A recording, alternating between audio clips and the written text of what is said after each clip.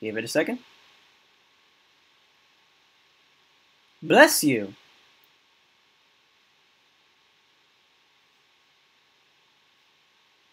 Yes, we are now live, my friends.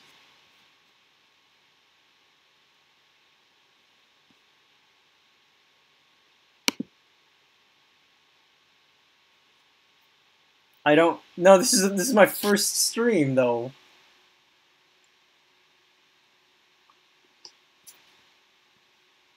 Yes.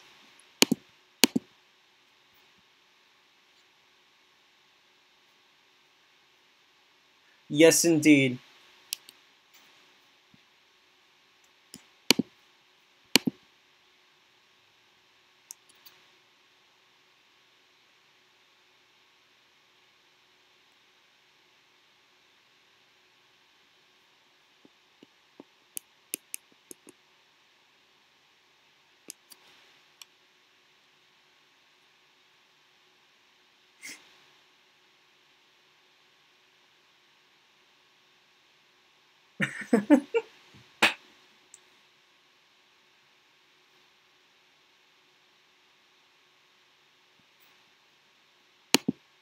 You're again. I apologize that you're also breaking out every now and again, so you may have to like repeat that story. Also, we have 3 people watching.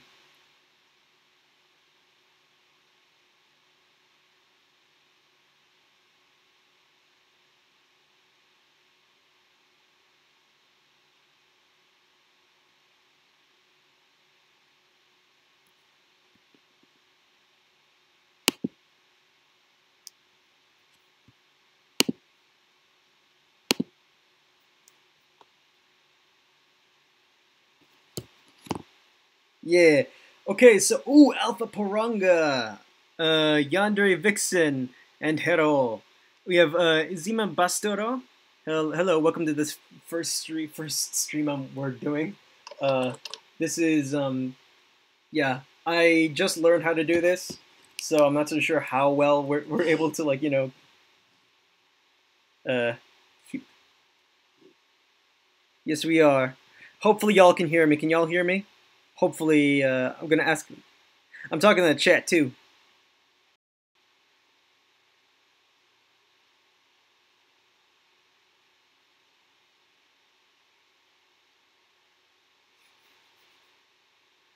Oh no, the lag's starting to set in.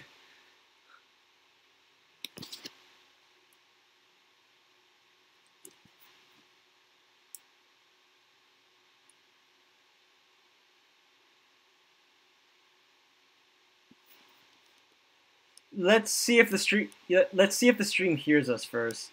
I'm gonna pull up OBS and just check.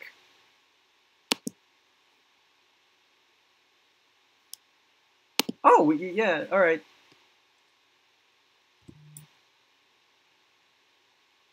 Oh god.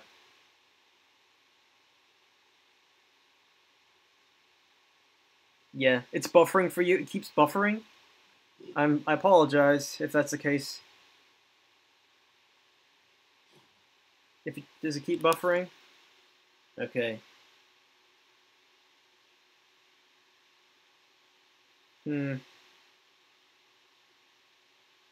Now I can hear. Now you can hear? Okay. Hey Alpha, what's going on, man? He's another one of my voice acting friends. Nope. Yeah, so Yandere Vixen cannot hear, but Alpha can hear.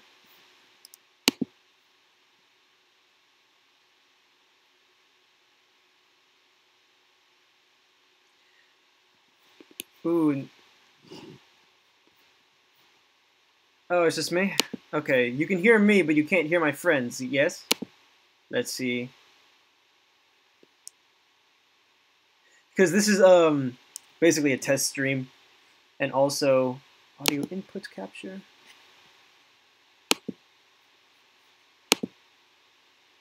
Nope.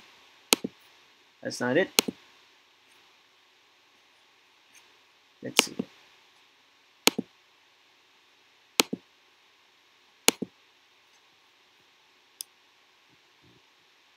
You can hear, but it's not buffering. Okay. The fuck? So y'all can't hear my friends, and y'all can hear me only, yes?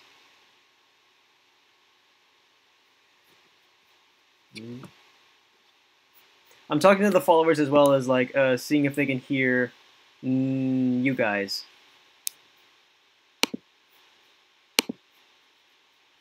One of them says yes. Yes.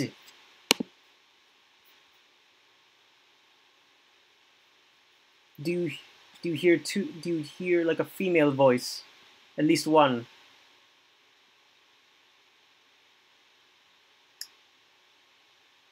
Son of a bitch.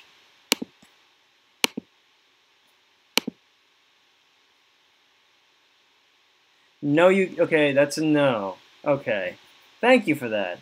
Because I'm trying to use this. I can only hear you. Okay, so here's the thing.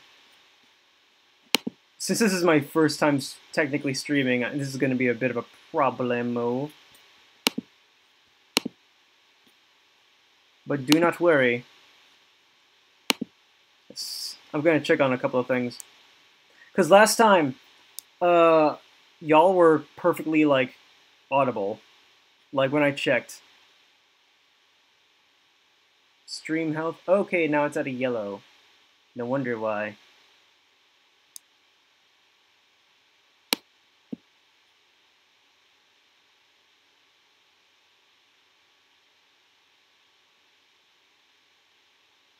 You think Rasmus is up?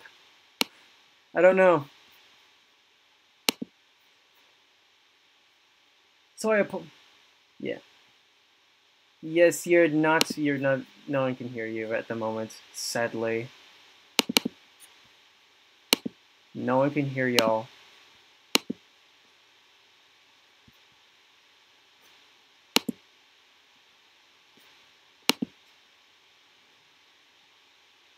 That does blow.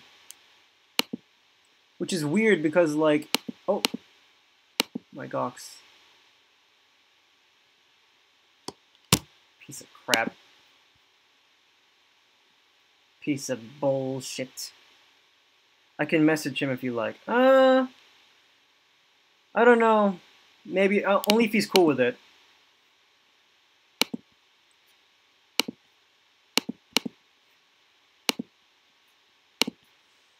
So, here's the thing. I'm going to try and find a way to capture my audio on my computer, seeing if that works.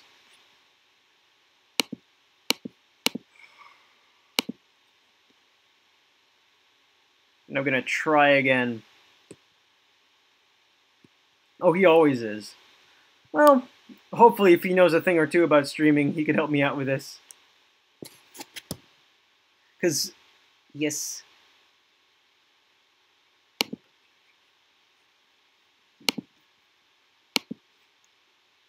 Most Photoshop picture of what?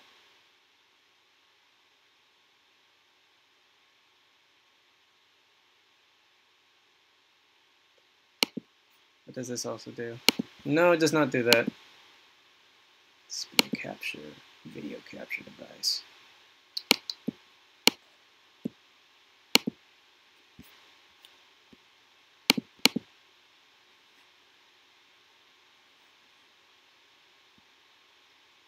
Yes.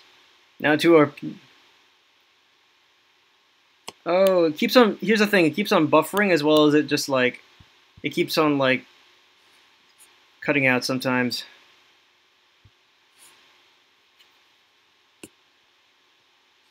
Which is pretty much my fault. I'm gonna... see here.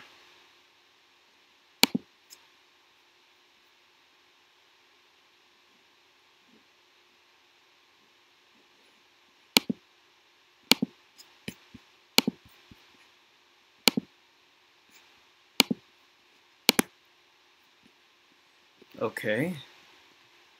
That is weird.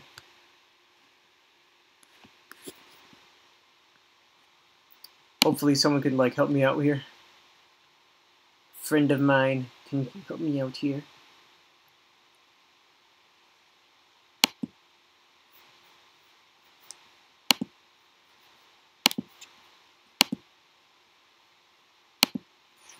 Damn it.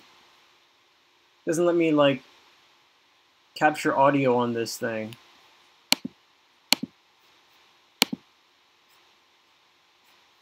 Hello? Oh dear.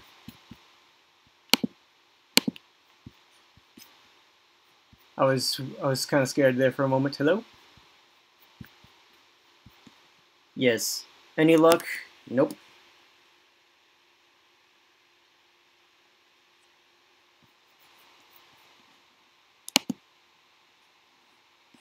Yes. Input device. Son of a fucking...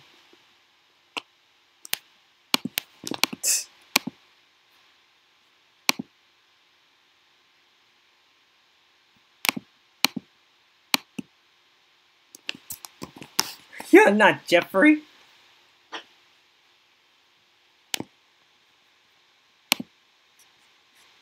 Thank you for sending him a message, man.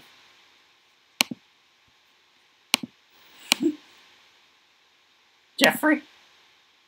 No one, even though no one can hear you, I think that's funny. Hilarious. Streamer mode. Enable streamer mode.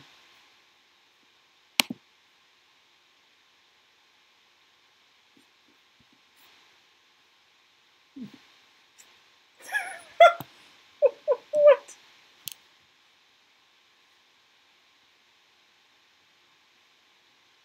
My heart. Talk to you later. Oh, you're right.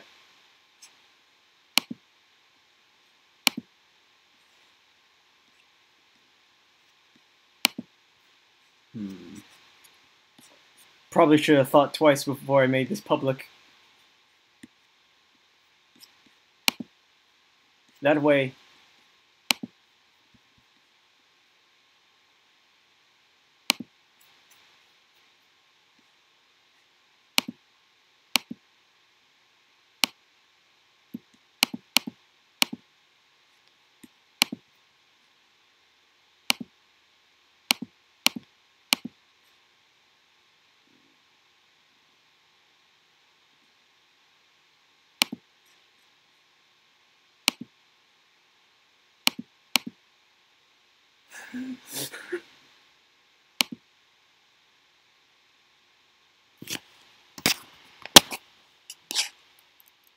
From the outside.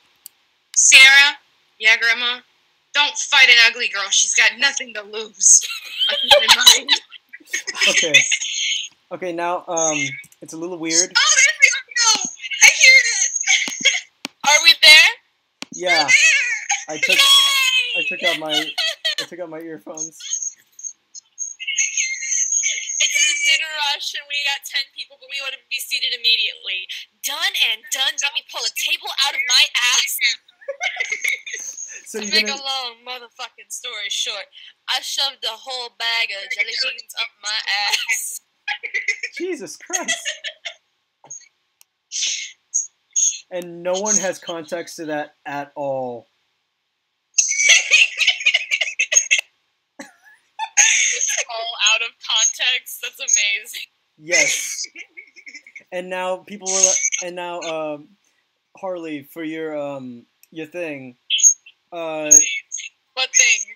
Yeah, like, okay, so I remember someone saying, "What's up with the fruit and the balloons and all this?" And they couldn't hear you when you were telling that story. So well, now I can tell the story because they can hear me. Yay. So basically, the fruit, that's like an homage to my first ever D game, where my best friend kept putting all these transparent PNGs of fruit over our DM's PowerPoint where he explained how to play the game. She just kept sneaking them in there, and it was hilarious. So I kind of do it for every game I run. I greet my players with fruit. You greet your players with fruit. Harvest. So should we introduce ourselves? Yes, indeed. So beforehand, before anyone else decides to say, "Hey, what's up with this?" Um, why are you like fucking around like on YouTube Live for this amount of like minutes? We've been doing this for like 2 hours. Oh, he's buffering. Yeah, it's buffering. It's yeah.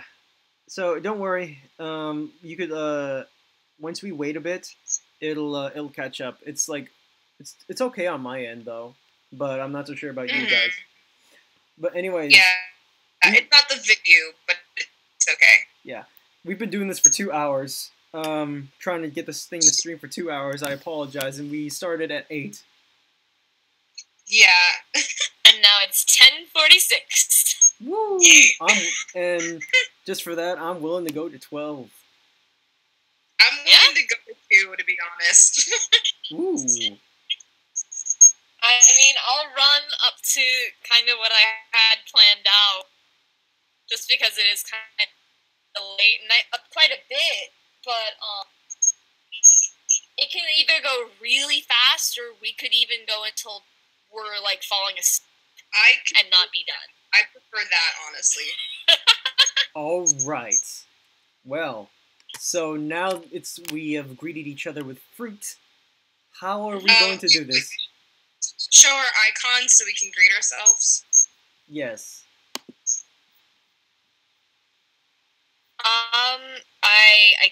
I can.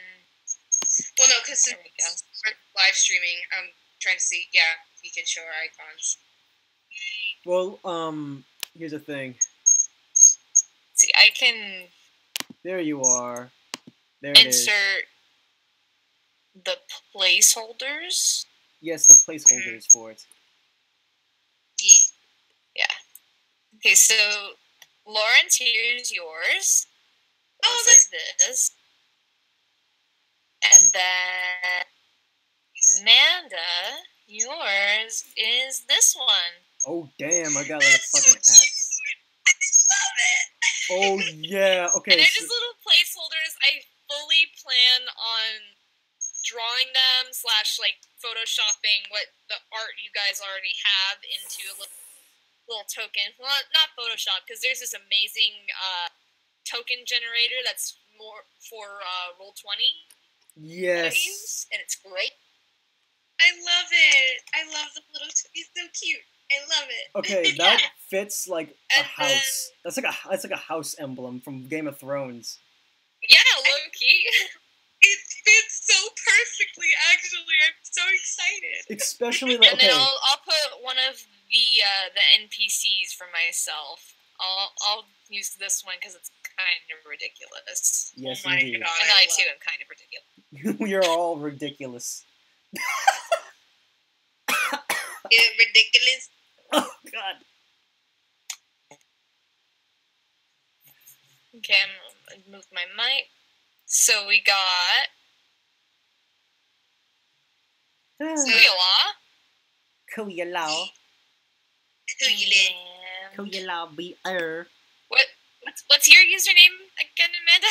Put my Finsta name. Honestly, just put my Finsta name. Amanda. The strong stuff. Amanda. I gotta look at it again. You gotta look at it. Look at it. Stroganoff. It was my nickname that me and my friend gave. Like, okay, because we were trying to come up with food-based names, like nicknames for our last names for each other. Because he always called me by my last name, and I called him by his last name. So his was cannoli, and I was a stroganoff. So that's what we came up with. Nice. Yes. And so I'm known as a stroganoff to my very close friends. So yes, that's great. Yeah. Technically, this would be a session. This is all of us. Yeah, this would be a session 0.5 or like 1.5, I guess. Would this be? Yeah. Because like the majority That's of what it, I would think. Yeah, the majority of it was just like spending it on like trying to get this stream up and running, and the other half is just like this. do we want to introduce ourselves and who our characters are? Sure. I think that would be good. I think that would be good to start with. You guys introduce your characters, and I have a little bit of world information that I'm going to share with you guys kind of before we get started, since it's a little bit of like common history. Common history. And you can also, it's all kind of ways to tie, not only tie the world to your characters, but your characters to the world. Yes. So with that, you guys want to go first? Yeah. Very well. Let's do it. Very well. My guy is Asir Lockhart. He is a human barbarian, level 3, and he is on a revenge quest, and his backstory and everything else is going to be tied to spoilers for this campaign, especially our characters, even though they're meeting for the first time, they are basically going to be linked. Their backstories are linked. So, I'm Amanda, as you all can tell, and my character is Joanna Hawkwin. She is a high elf. No, she's not a high elf. She's a half elf. Good, I'm forgetting my own character. She comes from a pretty long line of royalty. And she is her sort of quest is to try to find peace. She wants to create peace and equality between the classes and races. And that's all I'm going to give for now because, yeah, spoilers, so. Yeah. We also have portraits for our characters on our Discord, and hopefully, if we could get this thing going, possibly we could open a Discord and have ourselves a little fandom, but that is hoping a little too much. But here is any sort of community, and we're also hoping to expand the group a little bit, so just having a whole Discord server is going to be pretty awesome. Yes, indeed. Yes. As for the D&D server that we are currently going to be going on, I will show my guy first, what he looks like. Since I drew him post like a long time ago, but here he is. Here's my boy. Here's my boy. Here's what he looks like. Yeah. So yes. I think I sent Harley my picture. I can't send my picture over Discord, or maybe I can. Hold up. I'm a check. Let's check. Where the hell is my art? He looks like you. Oh. Well, actually, no. I didn't originally. I was gonna base him off of Guts because his backstory and his looks were kind of similar. But yeah, I guess you could say that. Wait, what happened? Oh, the chat's like, we're like saying, oh, he looks like you. My guy looks like me. Oh dear. Lit. Who? Let me. I'm figuring this out. Give me 1 hot second. Oh no. Where's Harley? I'm here. Oh, there okay. you are. I was like, actually, you disappeared. You're really quiet. You were really quiet. And I was like, I guess I'm just quiet whenever I'm not talking. Harley's very entertained right now. Slap on some gear. Slap on some clear glasses on him, and you got yourself an armor. Good. He looks like me in armor. It's happening. Okay. Yes. It's happening. Ivory the Bashful. What you doing? We're doing a D&D stream. Even though the majority of it was basically me fumbling through how to do this. Yeah, a lot of the majority of this stream has been us kind of fucking around trying to figure this whole thing out. But we're finally getting started. Should we? Yep. Yeah, Sounds pretty correct. Oh, I sent my picture. Okay. All right. Gucci. Yay! Is it on the Discord? Discord. This is the Bay. There she is, Miss America. Miss America. She is. I say that whenever people, like, just enter a room. I have to apologize. Cookies! The second up was Miss Columbia. Miss Columbia. Okay. I'm so sorry. I had to do that. Okay. It's okay. Beautiful. Okay. And then, hello, friends. I am Prince Harlequin on pretty much every social media platform. I'm going to be the Dungeon Master for this adventure. And actually, this month marks my 1-year anniversary of starting to be a Dungeon Master. Yay! So, that's pretty legit. Yay!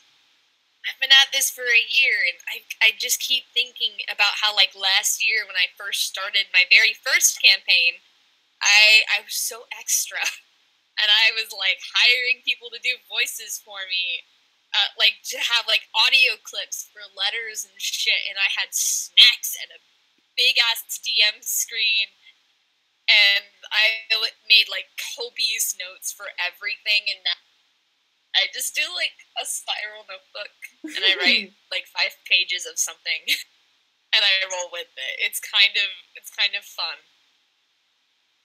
And then there is still, like, bits, like what I'm about to share of some lore that's a little necessary common knowledge, before we go ahead and start this. Wait, Yeah? sorry. I wanted to No, you respond go ahead. I wanted to respond to a comment real quick. I didn't even realize she looked like Zelda. She's an old design from my Marvel character stuff when I made, like, Marvel OCs. Oh, Jesus. So the fact that you've commented on is actually kind of funny thinking about it. So that's really funny. I just thought that was really funny. So I'm laughing now. Thank you for that. But yeah. Okay, go on, Harley. Okay, so, yeah, funny how you mentioned that. In literally every single campaign I DM, there's a character that looks like Zelda. I can't help it. I just literally, like, I looked at my Marvel design and I was like, okay, I have to put elf ears on her, and now she looks like Zelda, and I literally cried. Hey, and now the Zelda character is a player character. Sorry, you're totally right. It's literally just, it's funny that you mentioned that, because now I'm looking at her and I'm like, oh fuck, I hope I don't get copyright. I mean, there's a lot of elven-looking female characters. There's a lot of them looking like Orlando hair. Bloom. There's a lot of them looking like Orlando Bloom, so you're fine. You're totally fine. Yeah, I'm supposed to be female Lego boy. Yeah. I forgot how to pronounce boy. it. Legolas. Legolas. Legolas, aka my university roommate's biggest crush. AKA he was 19 when he did that role, and you did not know that.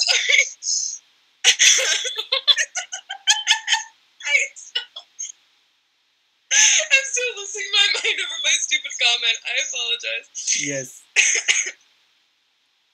Alright, so some of the lore that I'm gonna go ahead and tell you guys before we get into where your characters are gonna be at. Basically, like 3.5 centuries prior to where you guys are now, everything was kind of normal for the most part.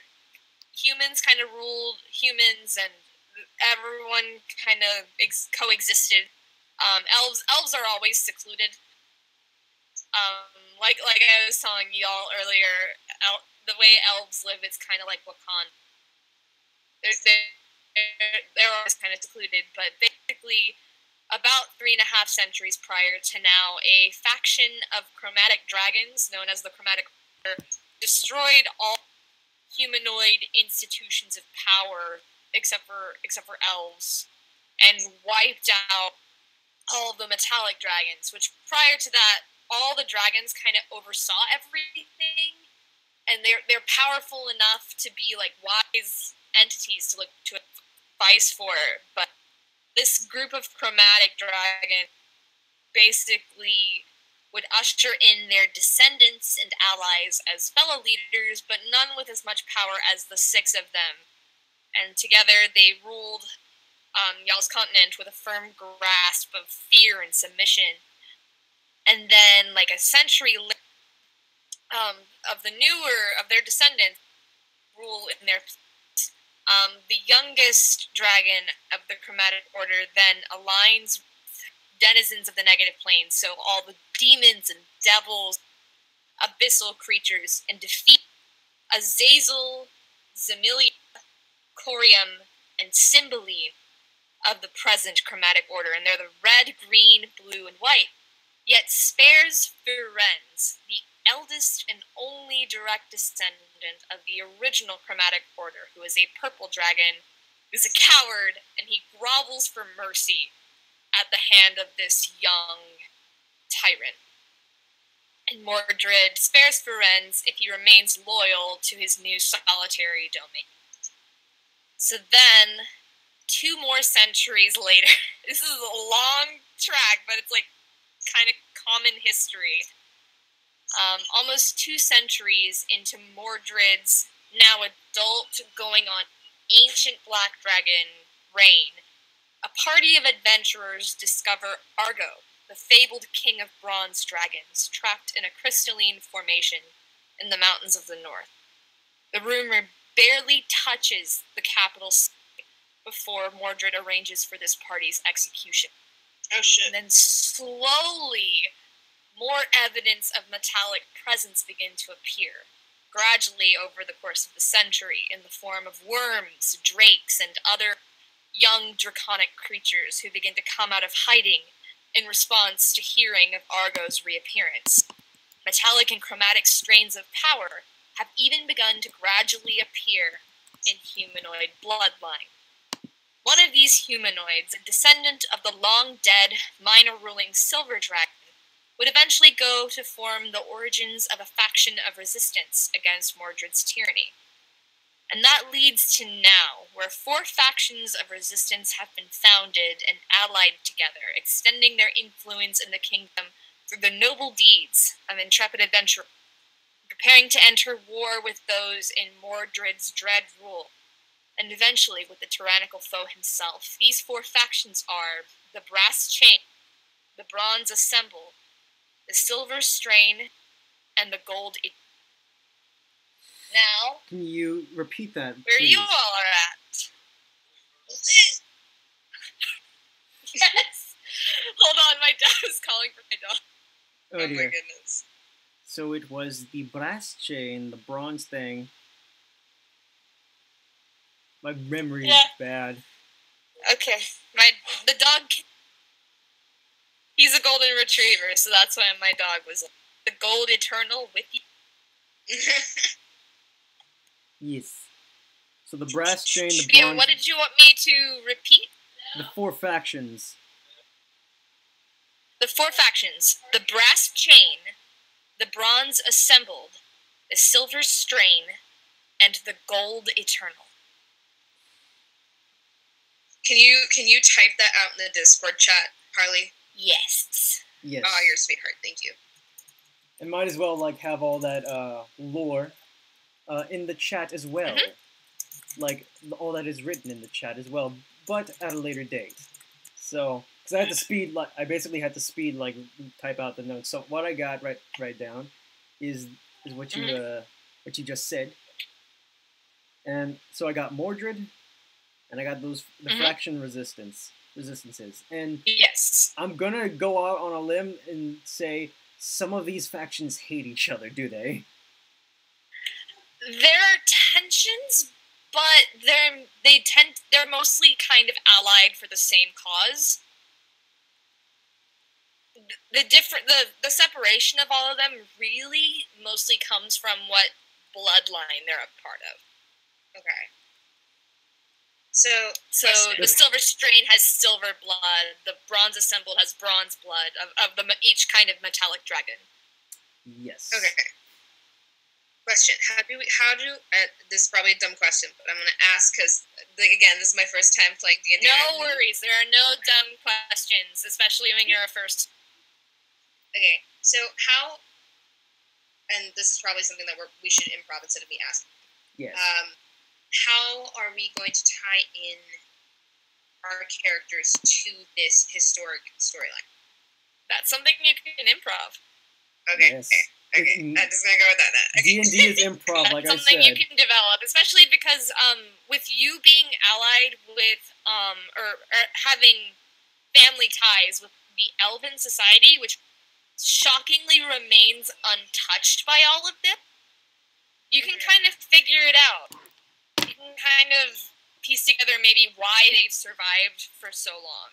I was gonna say, whereas these others kind of haven't. They either grovel in submission or they die.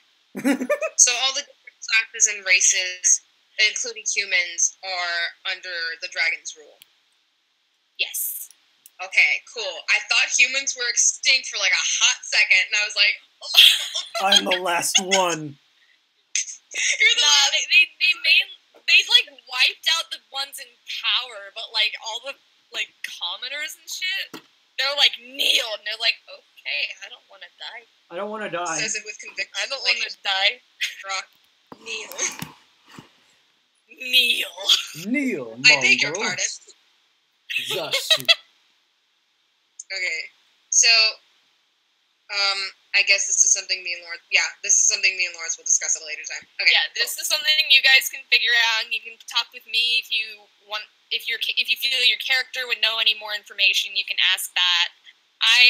I'm not too like strict of a DM when it comes to lore, mainly because I don't like keeping all of it a secret. I like to tell people. But I will try to like keep some major surprises. I'm not like super unsecretive.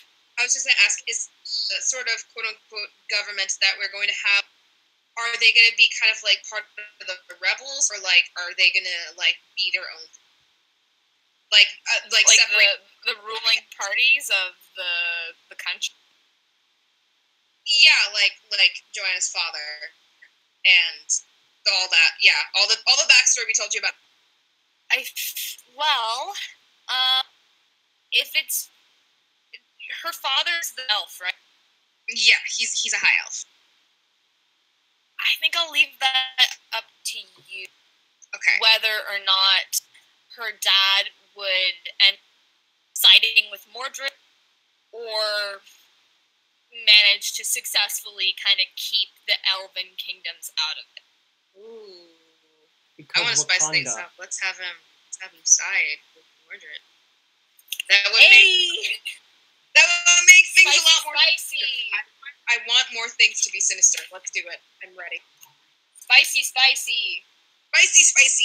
Okay. Spicy. Okay, so how do we start this? I am confusion. That is a... Do we meet in a tavern or such? I'm writing a quick note. So, now that leads to where you and Asir are at. Okay. You were both headed towards the Port City of Tearot to find information for your personal quest. And along the way, you black out. Oh. And both of you black out, and you then wake up,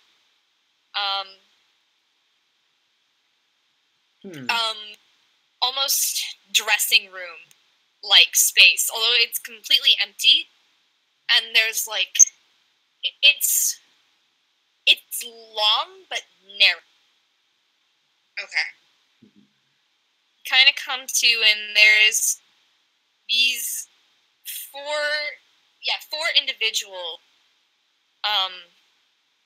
in the same room, and you both are kind of slumped on the floor, like coming out of your kind of unconscious state.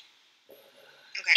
And this individual right here, she is kind of on the shorter side, being wet, greenish black hair, and her skin is like almost a translucent blue that looks like she's permanently sweating. But she's got a cute face that kind of makes up for it. And she sees you both come to, and she goes, "Oh, thank God you're awake. Sorry to see you like this. I guess we're all kind of new." I guess you could say that. Oh my fucking head's Well, killing me. Who are you? What am I doing here? My name is Flux. Just calm down just for a minute. I'll explain everything along with my new friend. And she points at this person who is a 6 foot, like, tall, lanky, androgynous-looking person. Really quite nicely compared to the rest of them. Short cropped brown hair and bright green eyes, and they're kind of picking at their fingernails, but looking straight on at you, Joanna. And she Flux points to that individual and says, "That's Cassandra." And then the short person over here, who kind of looks exactly like that.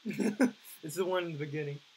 She's your icon. she points at him and says, "That's," and then that's who you cut out for a bit. Claymore. How do you spell that? Forrest. Forrest is the halfling, and then the taller, dark-skinned individual in the back with a large fro of hair and gold armor. I couldn't find a proper. He looks like Gilgamesh, doesn't he? Claymore. Kind of Gilgamesh-like golden armor, but his name is Claymore. Okay.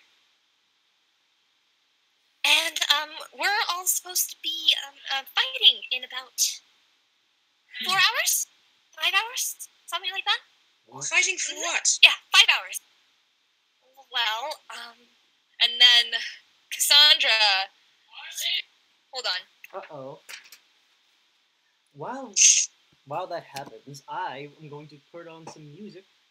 Oh dear. Play my playlist.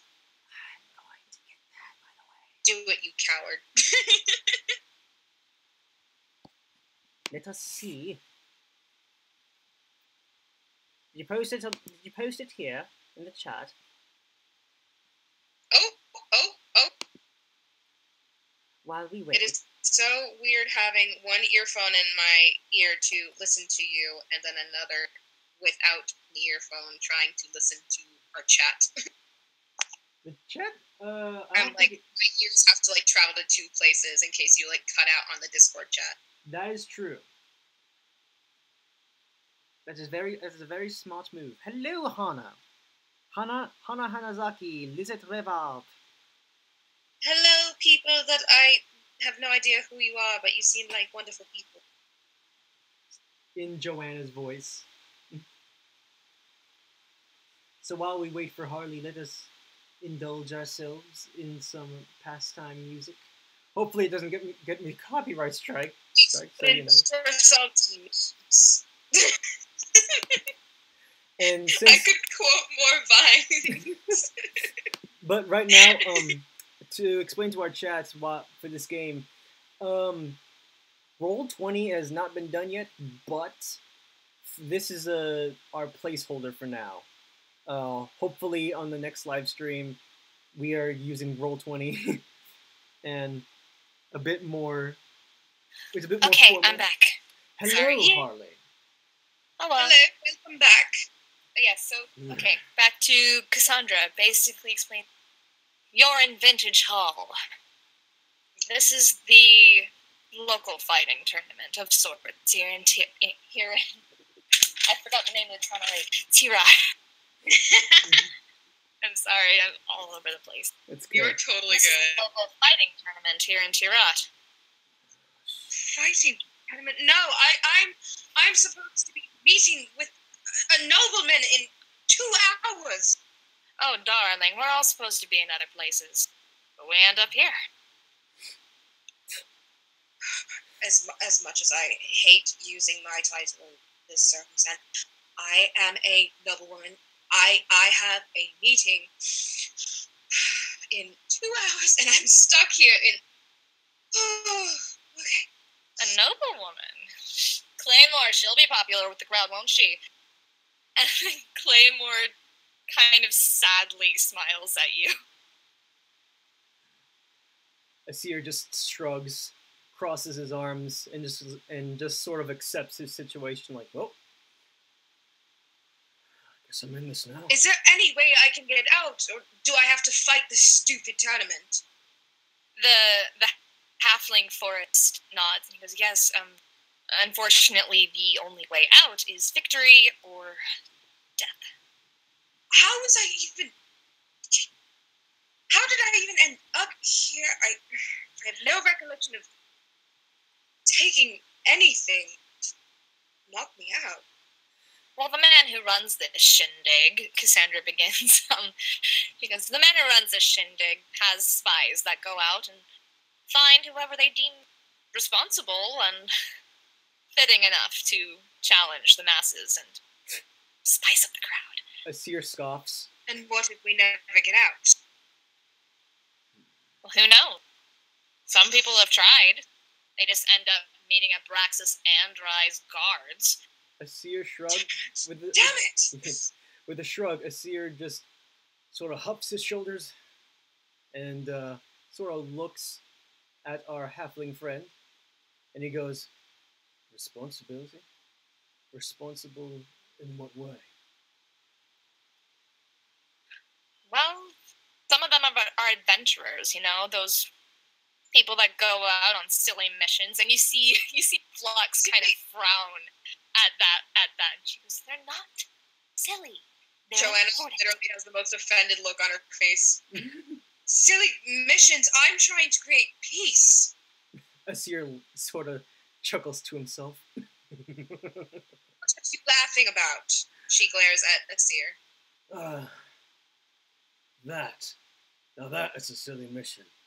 Admittedly, I'd say mine's a little bit sillier, but yours is pretty silly. I beg your pardon. I don't think any adventurers are silly. Flux literally stamps her foot, and you see a little puddle form. Silly adventures for silly Okay, people, I say. My audio's lagging behind, so I'm listening on the live stream. I apologize if my responses are late. No worries. And what was that last line from you, Asir? He basically was commenting, like saying, "Oh, silly adventurers equal silly adventures equal silly people." So I'm stuck. He's basically saying I'm stuck with a bunch of. Gotcha. Yeah, he's insulting everyone. Joanna hits the wall with her hand in frustration and anger. You see Cassandra, playfully wince at you and start laughing. Oh, you're laughing too. Great. Well, Of course, you two are hilarious. You got moxie. I like it. Joanna doesn't know how to respond and just turns away with a pout on her face. Only a few moments have passed, and we already got ourselves a clown. Clown? I prefer showman. Whatever floats your boat. I'm sorry, are you referring to me as a clown? We're all clowns, aren't we? I mean, this is a tournament after all. Or, I guess if Cassandra wants, we're going to be using Cassandra's terms. Showman seems like a more appropriate answer. I will have you know I'm a trained soldier. No, not soldier. Good, I messed up my own fucking dialogue. I love myself. Fine. Give me a I'm a trained noblewoman. Noblewoman. Perfect, so that means you should be quite skilled with acting. No, I'm trained. I swear to God, one more laugh out of you, sir, and I will... Okay. he gets he gets up from his no other choice. he gets up from his sitting position, goes straight to Joanna, like straight up in her face, and says, and he says, Whose face? Joanna's face, and goes, "Oh, you what? Huh?" Well, I will have to pick a fight with you. Even though I am a lady and I only pick fights when necessary. You hear Claymore from the back speak up and say, Now, let's not stop fighting before we get into the ring." I think he actually wants to pick a fight with me. So if you want to calm someone down, you should calm him down. Well, friend, you want to save your energy before we start fighting in the ring. Well then, can you ask him to step away from me, please? He was asking us here. Oh. What'd he say? What did the giant gentleman say? He said, you'll want to save your strength before we go into the ring. Yeah, and he's like, that's fair, and he just sort of brushes Joanna off and crosses his arms and just goes and analyzes analyzes his quote-unquote competition, which he sees. Do you want to make a insight? Or what is it? Insight like on perception, insight. I'd say it's wisdom related. Just make a wisdom. Okay, so the one who has my attention, who seems the most powerful, is not the 6-foot man, but the androgynous-looking female. Or no, androgynous-looking person with very lean features. So that way, I am going to roll a d20, and let's see, I got an 11. You got an 11. Okay, so you, from first glance at this individual, you start to your brain starts to kind of analyze their first impression in your mind, and you can, it's not obvious, but you can tell how, lean they are, and there's there's almost a strange relaxation about their confidence, their air, almost as if they've been here for at least a couple of weeks.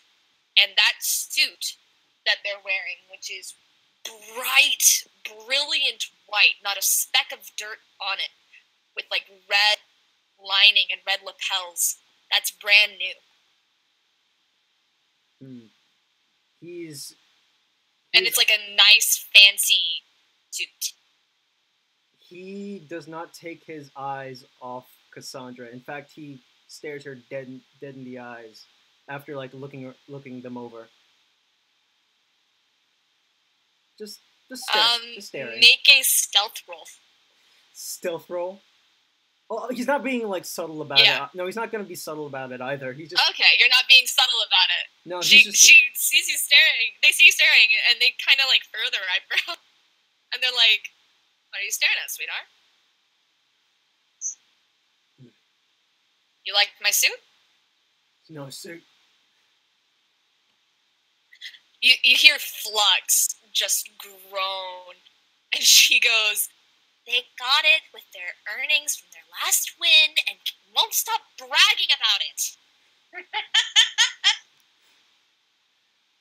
If you got a nice suit like that must mean you're pretty powerful, huh?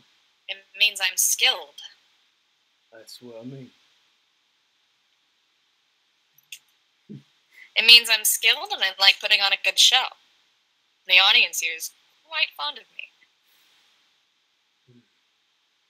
Guess you wouldn't mind a bit of friendly sportsmanship should the time come we face each other?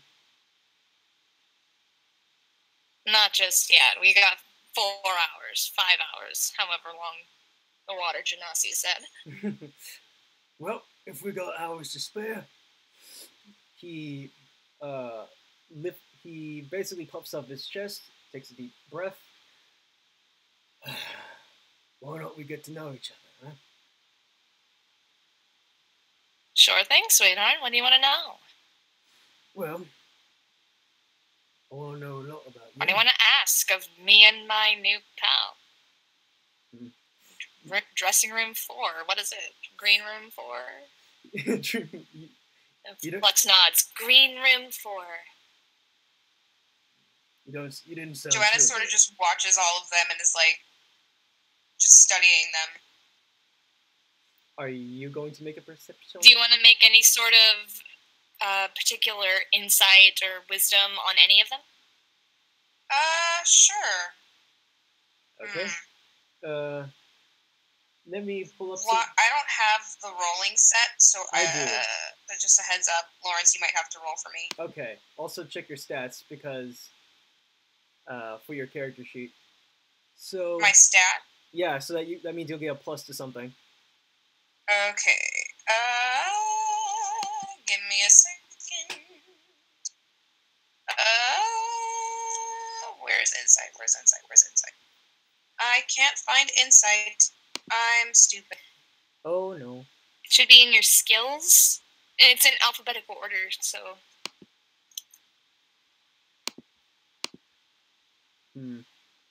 I'm pretty sure. Can't find it. I just suck. Okay. Yeah. Let me look at my guy for a quick second and see his stats because that 11 might have affected some things, but I'm pretty sure it's like not that much either. So the plus, like, if it's like a +2 or 3, I'm guessing it's just like not too bad, basically. Yeah. Yeah, that's basically what I'm saying. What I'm saying, dude. What you saying, dude? Yeah, what I'm saying, dude. Also, since I'm character right now. Yes, I'm also going to see my character. And just skills. Yeah, and to clear. Okay. My insight is a +5. +5. Ooh. Okay. So that means. And who would you like to? Do you want to just kind of, or focus on an individual person? Can I focus on 2 people? You can make 2 different roles for each of them. All right. I want to study the room for now and get to know everyone first before I make any insight. Is that okay? Sure. Sure. Okay. So I want to get to know everyone first, and then I'll make some insight. All right. I'll roll for you All if right. you need be. Okay. Thank you. You got a 7. I got a 7? Yeah. Yes, bitch! I don't know if that's a good or bad thing, but I'm living for it. You rolled a 2, but with a +5, it's a 7, so... Yeet. Okay. Yeah, are you going to use that? Or are you going to say, like, that's you reading the room? Yeah, reading... I'm going to use that for reading the room. I'm gonna save my insight for a little while later. Okay, so basically, you're like, okay, so Cassandra over there is obvious veteran, and these 3 are very obviously new, especially Flux. Yes. Flux is, But you can tell that that Forrest is very, very anxious, and the big and tall Claymore in the back is kind of trying to keep his cool. Mm-hmm. Considering my composure... So. Oh, sorry. It's fine. So. Considering my composure for all of this, noticing that they're kind of antsy, and all but Cassandra is like kind of tough. They look like they're the big person in this room, the one that has the most experience, as well as the one that could most likely pose a threat to me, as well as everyone else in this room. Your dialect slipped up for a second. It was funny. Yeah. Okay. It was me just speaking like normally. Yeah, I know, but like I'm saying, like you had like a bit of like a British like twang go up there a second. Yeah. Oh dear. Oh dear. There it is. Oh dear. scared. Okay, so Joanna's just kind of staring at everyone, and then she looks towards Cassandra. Before we get to know each other, can you tell us what they've done with our things? I had my weapons with me, and I all of a sudden found them. Oh, you'll find your weapons again. It's a bit of a struggle, but you'll find them again. Don't worry about it. And it was at this point that Asir realizes his big-ass buster sword is nowhere to be found on his back, and he's like, and he basically grabs, like, you know, his arms like reach to his back and just, like, you know, pat around. His expression not changing. I know that empty feeling too, darling. I can't find my any. Oh, you poor thing. Lost your weapon already? Well, none of us keep them in the green rooms. And why not? Because it only makes the competition more fun to find what you've lost. So, why don't we take... She looks to his hair. Who are you again? None of your business. Alright, why don't we take this boorish, brainless person next to me, his idea, and get to know each other. I'll go last. I forgot to add in that part. Yeah, he's like, he was basically like shrugging you off and saying, "I'm gonna go last." Okay. I forgot to add. Sorry. Okay. Does anybody want to go first? Oh, I could. Flex is like raising her hand. Okay, dear, why don't you start? Okay, I already introduced myself. My name is Flex. I am an adventurer, and I was on a secret mission with my best friend Kaylee, and I don't know where she is. I haven't seen her in this green room or in the inn before, and oh, she must be so lost and alone. I can't find her anywhere. Oh, I really need to get out of here somehow. I like her already. And I don't want to fight you guys. I really don't want to fight you guys, but we need to try and find a way out. Yeah, I'm so sorry. Cassandra's just like got her head in her hand. He smirks. Would anybody like to go next? She looks towards Cassandra. How about you? What do you want to know? Whatever you'd like to tell me. You seem My like name's Cassandra DeLocke. I'm a showman. I like to entertain, and I really enjoy this crowd. Although I don't particularly enjoy the man who runs it, but it's worth the applause. It's worth the gold at the end. What was that? Sorry, I didn't mean to interrupt. Were you a showman before you got placed in here? I was. I performed in the capital city. Traveling circus. Nothing particularly special. Nothing like this. The moment Cassandra said capital city, my guy just gets a bit of a flashback. Metal Gear Solid 4 flashbacks. And you press X, and flashbacks start happening. Oh my god. Oh my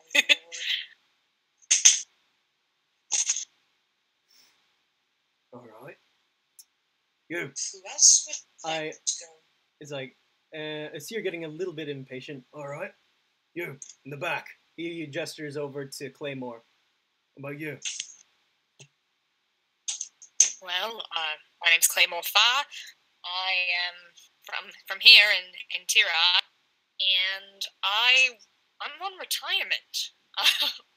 I was coming home to visit my wife and child, and was taken, pretty much. So I'm a bit rusty. But, I'm not trying to ask you to take it easy on me or anything when we go into the ring. Trust me, I'm You may look rusty, soldier, but I never underestimate my opponent. I'm not going to start now.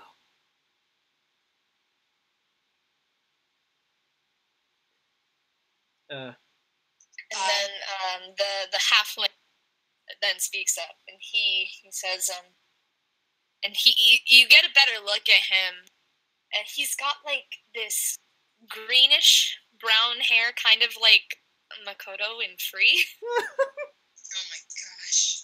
And it kind of sticks up everywhere like that. And he's got little spectacles on the end of his nose. He says, well, I kind of want to get out of here too, in the best way, not having to fight anybody. I was studying in the capital, actually. I'm just a student. I don't know what I'm supposed to do. This is the water genasi, yes? No, that's her. And he points at Flux. Oh. He's a halfling. Oh yeah. Sorry, I kind of lost myself for a bit. No worries. I apologize for all of your unfortunate circumstances. Apology accepted. But I guess I'll go next since he doesn't want to. My name is Joanna Hopwin. He perks up the moment you say Hopwin. Mm-hmm. And I'm a half-elf. She stumbles a little bit over her words since she usually gets weird looks from other people for being a half-elf. You see Cassandra's face shift a little bit, like she is kind of surprised, but then their face kind of reverts to like a more pensive, listening expression. It's a very subtle shift, but you catch it. Yeah. Yes, I know. You probably wouldn't expect a half-elf to be a noblewoman. I come from a family. I left home because my father and I had disagreements about what we do. I want to create peace throughout the land. I guess She starts like fumbling over her words. She's struggling to find a way to explain her situation. Oh no, it's okay. So do I. That's what I want to do. Bronze Assembly. It's just I disagree with the race system. Which, by the way, she looks towards Seer. I apologize for calling you filthy human earlier. That was just out of frustration. I shouldn't have said that. Considering human. Yeah, he does sort of like the same thing as Cassandra. Like he's not like up in your face about it. He's just like, okay. He just gives you a solemn nod, like a slow one, and just goes, "No, take it." But yes, so like I said, I have been trained in combat, diplomacy, all sorts of things. That's me. She looks towards the Seer. Your turn, I guess. With a shrug, he crosses his arms and looks down a bit before looking up at everyone. And he just goes, "Name's Asir. Asir Lockhart. Guessing that's a name you all don't know? I wouldn't blame you. At least, not very well. But, yeah. Asir Lockhart." Oh? And he's like, "And that's all I'm gonna, there you have it." He just like, waves his hand. It's like he gave like he thinks it should be enough, unless someone wants to pry him for information. I do. Okay. Well, do you know what you were on your way doing and what possibly could have brought you here? He sort of just like while his arms are crossed, you see his hand like squeeze his arm very tightly. He bites a bit of his lip.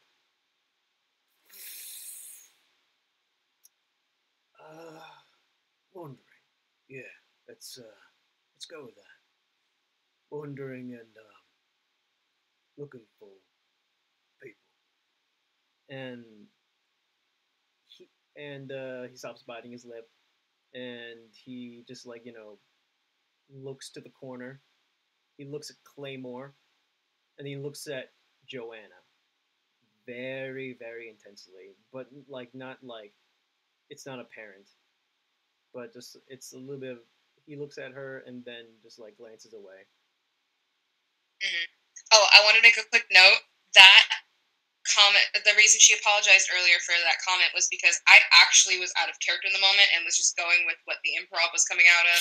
It's fine. So it's fine. Well, she literally she's supposed to into her she tapped into her like, she tapped into her noble side, like her elf side, just going oh yeah, oh god, I forgot I'm human. She's like, fuck, I'm half human. So what? How long do we have? Well, it looks like, and she looks over at a clock on the wall, which reads, I'm going to come up with like a fantasy time and calendar equivalent, but it reads like the equivalent of about like 3 o'clock. And she says, oh, well, looks like time flies while we're having fun. We have 2 more hours. 2 more hours. Hey, 2 more hours to kill. Well, that means about now or in maybe 30 minutes or so, we should be receiving our bracket assignments. So whoever we're going to be paired up with, and then whoever we're going to face in the ring. Brilliant. I'm a little nervous. Just brilliant. He puts a hand to his face, pinches his nose, and just goes, 2 more hours. Can I roll for insight? On who? On a seer. Sure. And that'll be for your reference, Lawrence. It'll be against your my passive perception. Yeah. All right. So let me see my boy's passive perception. Come on, low, you bastard. Okay, there it is. Play with advantage. D&D Beyond. This is indeed sponsored by D&D. No, it's not. Although I wish it was. This is a mess. But yes, my passive perception is a 14, so you gotta beat that. So, lit. Latest, since your insight's a 5, let's roll with that again. How do I add on like different things, or like does it not add on to anything? You already have a +5 to insight, so we're good. Okay, how much did I roll for insight? You are going to you roll oh, at least it's a number up. You rolled a 3, but +5 it's an 8. I fucking hate everything. Okay.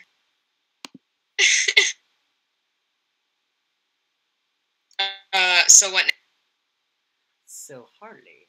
You got an 8. So you're not. What are you trying to figure out about him? I guess just what his deal is. Like, why is he being such an ass? That's still like kind of your thought right now with that 8. You're like, why is he being such? No, more along the lines of like, what is he hiding and why is he being so vague about himself? Yeah, you're still wondering that. Yeah, you didn't make it. She's taking the turn now to stare at him intently. And of course, I noticed that since it's a 14, so it's just like. Then he looks at this. He looks at Cassandra and goes, "Well, how I know what it feels like to be you." You like broke up on that. What was it? Oh, he says, "Now I know what it feels like to be you," to Cassandra, since Joanna's staring at him. She smirks, and then she turns to Flux, and she goes, "I like this one. Both of them got Moxie for date."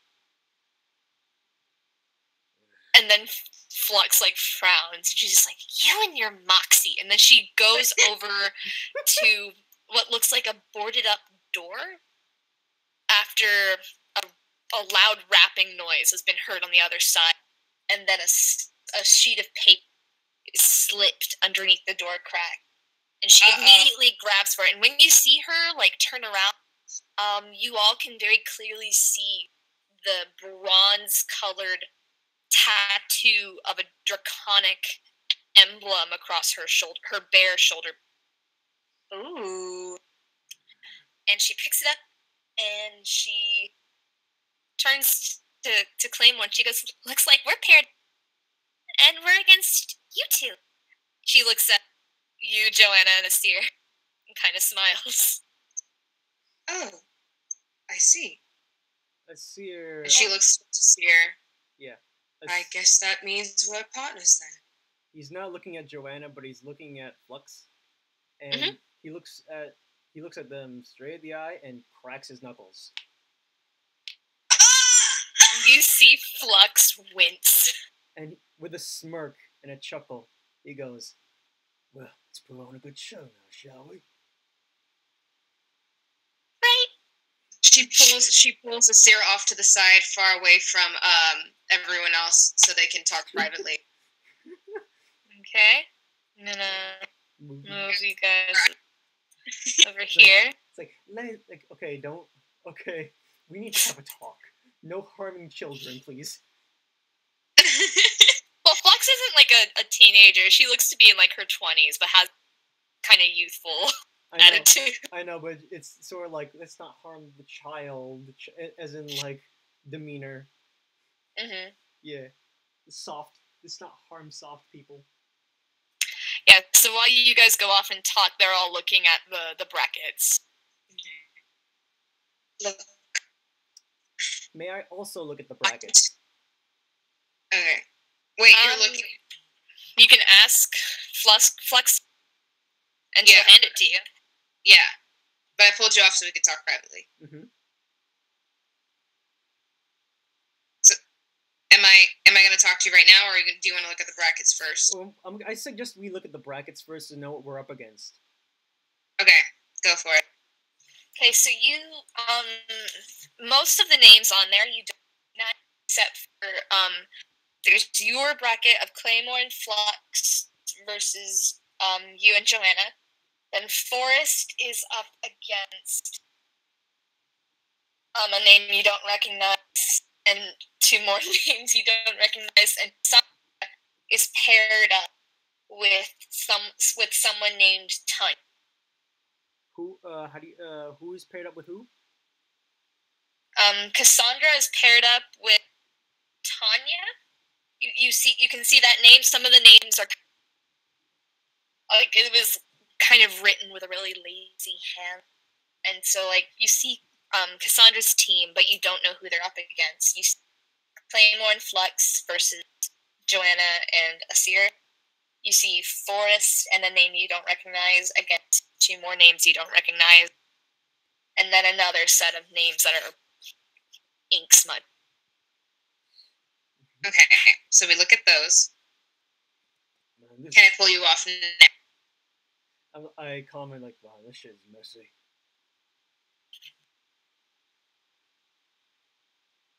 Oh dear. Oh dear. Oh dear. Uh-oh. Who cut off? Oh, nothing. I thought someone had called for you for a second. Oh, no, they didn't. Okay, so can I pull you off now? I'm waiting. Yeah, sure. Okay, so I pull you off to a corner, far away from the others so they can't Look, I can tell you want to get out of here as bad as I do. So that means we're going to have to work together. Obviously.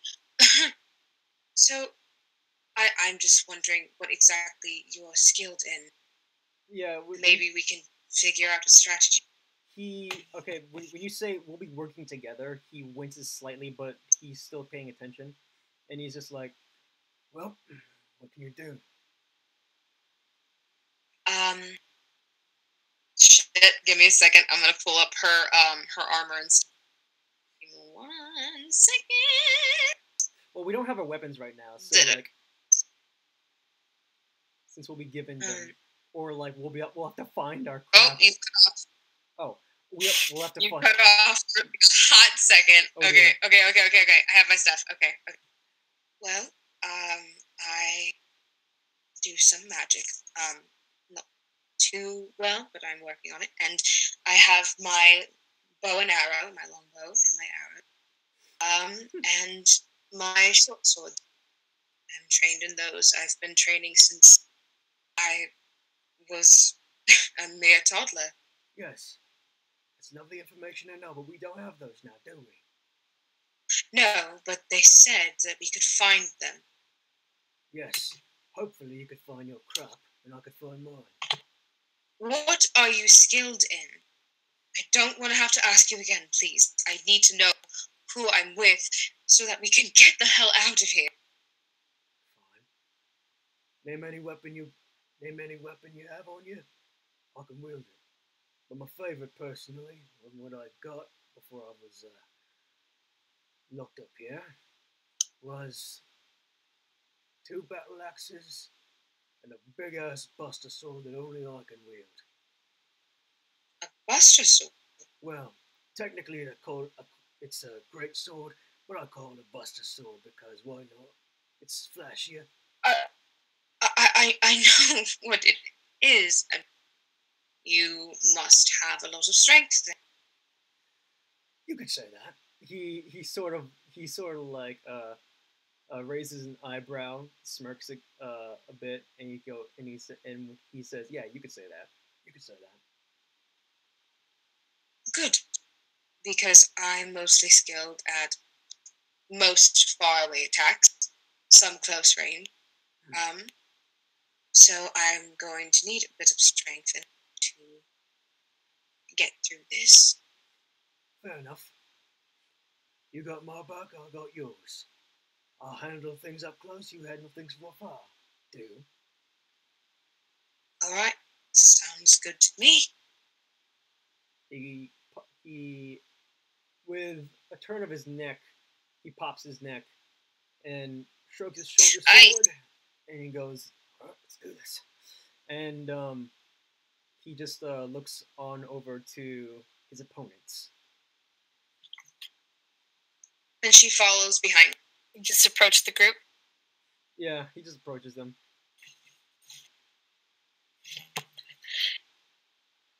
And then you see Flux and Claymore kind of wave. Mostly Flux. She's just kind of like waving her hand. Hi, you're back. Yeah, we're back. Hello again. Are you all ready to fight? Sorry, it's a little bit awkward asking since probably one of us is gonna end up killing another. Oh, do we have to kill in order to win? It's the rules. Losers dead, or sometimes unconscious if they're a crowd pleaser. Oh. Well, all right then. Like Cassandra said, you kind of have to be a showman with it. You have to have a type, really. The crowd tends to cheer on their favorites. It's a little bit over the top than normal fighting. With a sigh, he puts a hand on Flux's shoulder. And looks him in the eye. Look, I know you're nervous. And personally, I don't like killing people who don't, well, have enough experience in what I do. And what I do ain't very nice, but for your sake, I say, if you're gonna have to go out in style, might as well make it flashy. And I like you, all right? So, Well, thank you for being so forward with that, I guess. And she's kind of like nervous, and you see the sheen of like moisture to her skin is kind of like, it looks like she's already sweating. Yeah, just being near me. I really don't want to have to kill you. which is Hopefully why I'm going Deem to you- beat your ass. All right? I'm not gonna kill Yeah. you. I don't want to kill you. But we're gonna make this look flashy. Don't mind if. And you see Flux turn to Cassandra, and she asks, "Have there been people that just play dead and they still manage to be in the running?" And Cassandra kind of shrugs. Well, you did. I don't know. They look dead to me. Well, you did mention some should die, but you also mentioned the unconscious part. I don't mind knocking your lights out. I just don't want to kill you. And as for you, He looks like Claymore. Understandably so. Yeah. And he just kind of nods. Yeah. I will try to do the same. I don't know the feedback I will get when I step out into the ring. I'm going to be completely honest. Would this be And Flux just kind of goes, "I think they'll really like you. You're beautiful, and you're a noble woman. They tend to be biased for those who are prettier than others." Even if she points to her ears, half elf. We You know don't what? get treated as kindly as people think we do. And then Cassandra actually turns over to you. You know, considering the man who runs the thing, they're fond of a lot of exotics, namely tieflings. Exotics, excuse me? he perks up when you say tieflings? Nothing personal. He perks up when you say tieflings. And Mhm. and he's just like, Oh, red-haired demons. Not necessarily. red horned demons, but again, I guess I mean the same thing. He's like, and he's Demons, dark yeah, he children, whatever. yeah, Yeah. He's sort of So- like he's sort of like sort of like nods slowly, like okay, I didn't know that, and So, oh, sorry. no, that's fine. I was just basically he was just making a noise like. Ugh. You sounded like Murdoch Nichols for like a hot second. Cassandra just goes, "Humans have to work a little harder than us to be cute or favored." So, I guess she You have a gets slight advantage, sweetheart. she shifts uncomfortably. So people are just going to see me more as an object, if anything, Pretty much. and that might keep me alive. Once you're a fighter, you're like a doll to the crowd. And the way they cheer, the way you fight, it's like they're posing you however they want. She takes a deep, shuddering breath. Okay, Well, sure they're gonna try love my me. best. And then Flux just smiles. She goes, "I'm sure you did great. Give me lots of bruises, okay?" Oh no, honey, that'll be on my watch. Yeah, he yes. It's not that hard to bruise me. My skin's actually kind of sensitive. But Oh. yeah, go for it. And Oh. when you said Oh, when Flux says sensitive, he just goes, oh. Murdoch Nichols, when did you get into this D&D campaign? Oh my god, he's Murdoch Nichols. He's a Murdoch Nichols. No, you have to do the ugly like Murdoch thing that he does. The or something like that. Oh god. No. You have to like listen to what he was saying, and he just goes like in a deep, like raspy. Oh, Oh. that Yeah, it's David A. It's Murdoch David Nichols Hayes. from Gorillas. Oh, gosh. I'm Murdoch Nichols from Gorillas. I hate everything. Okay, let's keep going. What's next, Tara? Okay, so we're gonna actually fast forward a little bit in time to you guys' fight. Yes. We're gonna do a little bit of opening ceremonies narration here. Okay, so basically when you enter this ring, the whole setting of this is kind of like expanded, abandoned theater, and you see like a sign above one of the sections of crowd that's all faded, and it says the Vintage Hall Theater of Arts, and it's like hanging off of one side, but there's been all these like built-in sort of stands, and there's this crowd of masked faces, but they're all kind of uproariously cheering. And I'm actually going to go ahead and insert you guys' icons in here. Let me just. That's so creepy. They're all different kinds of masks, but they tend to have like really exaggerated noses or eye holes or even like ears, depending on. And some of them are like elf ear mocking masks. Some of them are. They're all different stereotypes of like really offensive masks that are unsettling to view and to see. And there's a little box office that's like, hold on, gotta make them right proportion. There's a little box office that's like right here, and in that section, it seems it's like obviously the kind of VIP section, and at the forefront of it is a tiefling that is like bright red skin with giant ass curving back horns and a perfectly groomed dark mustache and goatee. He's got pitch black eyes and he's dressed immaculately. And he's literally like laying back in his seat with his feet on the edge of the box. And next to him, standing, is a figure that's cloaked completely in blue, and there's a veil covering their face, and it almost just looks like a large blue like lump of fabric with a person underneath it. Oh wow. And as you all are kind of ushered this stage of sorts. Pulling up everybody. Yeah. It's taking a while. You hear a voice come out of this robed individual.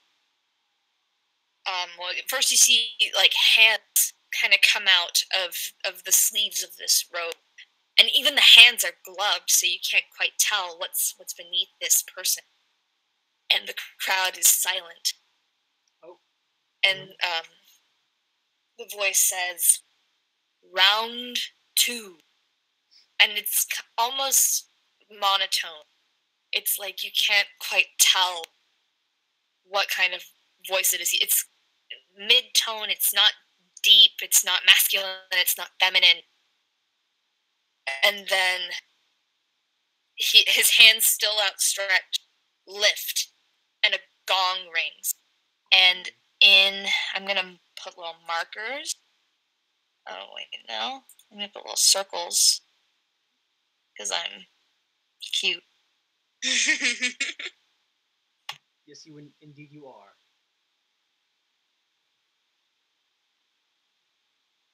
Insert.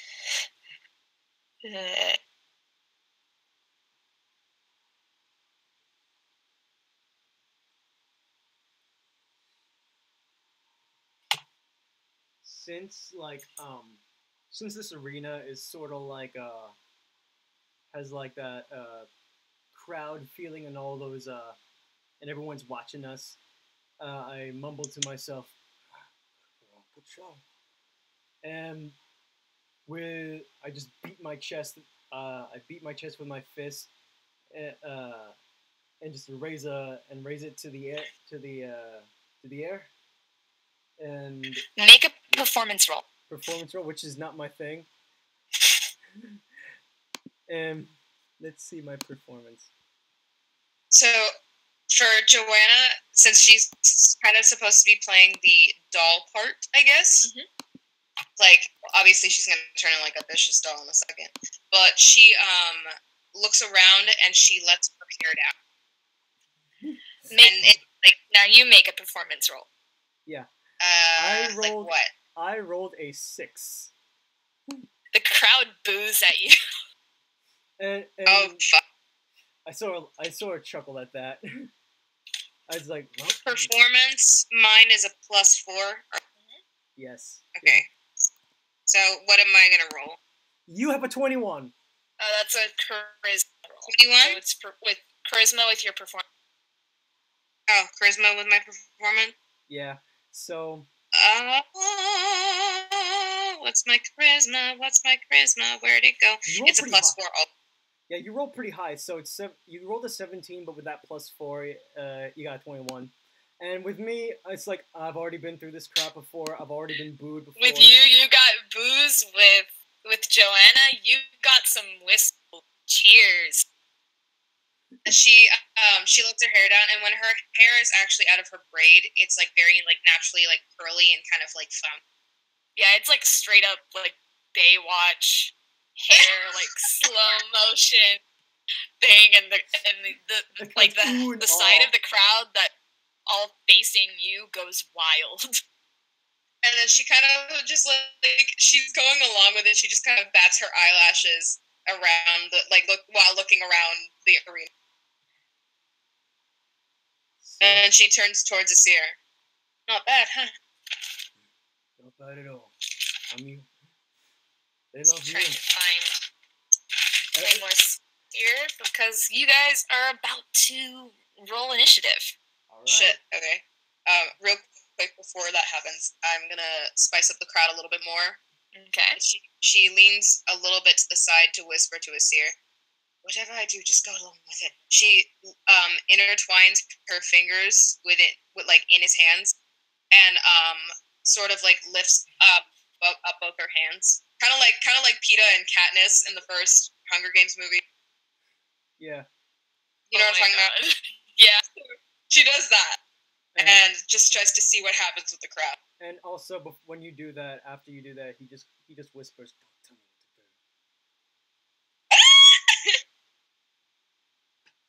And then she, to see if the crowd will go even like more crazy, she's going to, she takes his hand that's like still intertwined with hers, and she, like obviously like looks at the back of his hand, takes it towards her, and then places like a small like smooch on.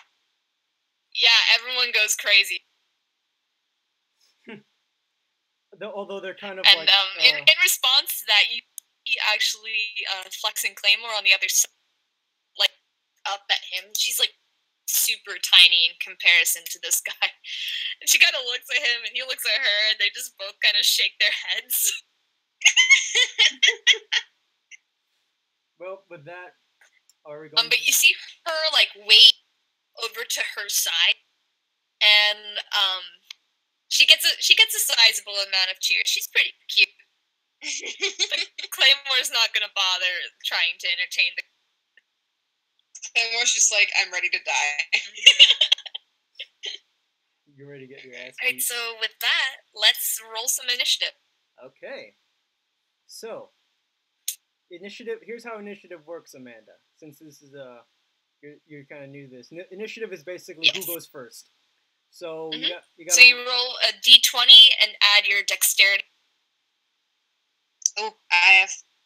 Okay, my dexterity is a +3. Oh no! Wait, sorry. My dexterity is a +5, not a +3. Okay, you 10. 10? What? 10? Yeah, that was for Joanna. And for me, let's see what mine is first. I have a +3 to initiative, so that means, let's see how hard I roll. 9. 9. All right. So I'm going first? Actually, Flux is going first. Okay. Okay. And, okay, so Steve got a 9. Mm-hmm. And, let's see, she's gonna use her, Oh shit, where are our weapons at? Your weapons are at each of these respective circles.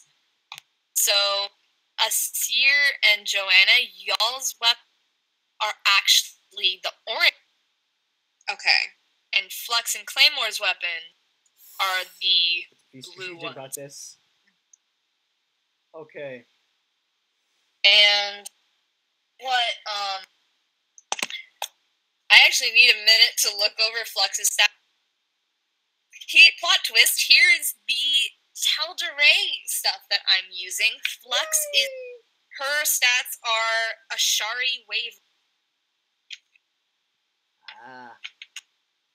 So she's a druid. Oh. I gotta look at her shit. Ooh, my strength is really high though. Okay, and so, let's see. Okay. The plot thickens. The plot thickens indeed. Okay, so Joanna. Yes. As the battle is starting to begin. No, because it's not my turn yet. Because I'm gonna have to wait on that because I was gonna make a recommendation, but that's metagaming. So no, I'm not doing it. Okay. Okay, so she is going to use her full movement, which from here to about where the circles are, that's about 30. So she's going to head kind of this way. Mm-hmm. And for her main action, she is going to...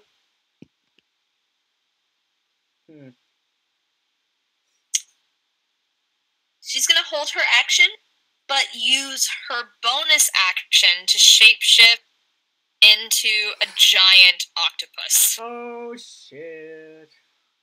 So I'm gonna put a big ass circle over where she's at, and no. it's light blue, like. Hello? And that pretty much ends her turn, and that's impressive enough because she does a front flip into, and the crowd cheers for that. Woo! And so next is Claymore, who is going to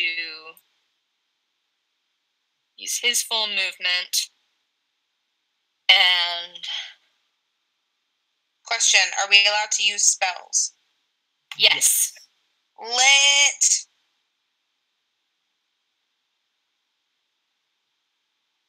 And he's going to ready an action and now it's Joanna's.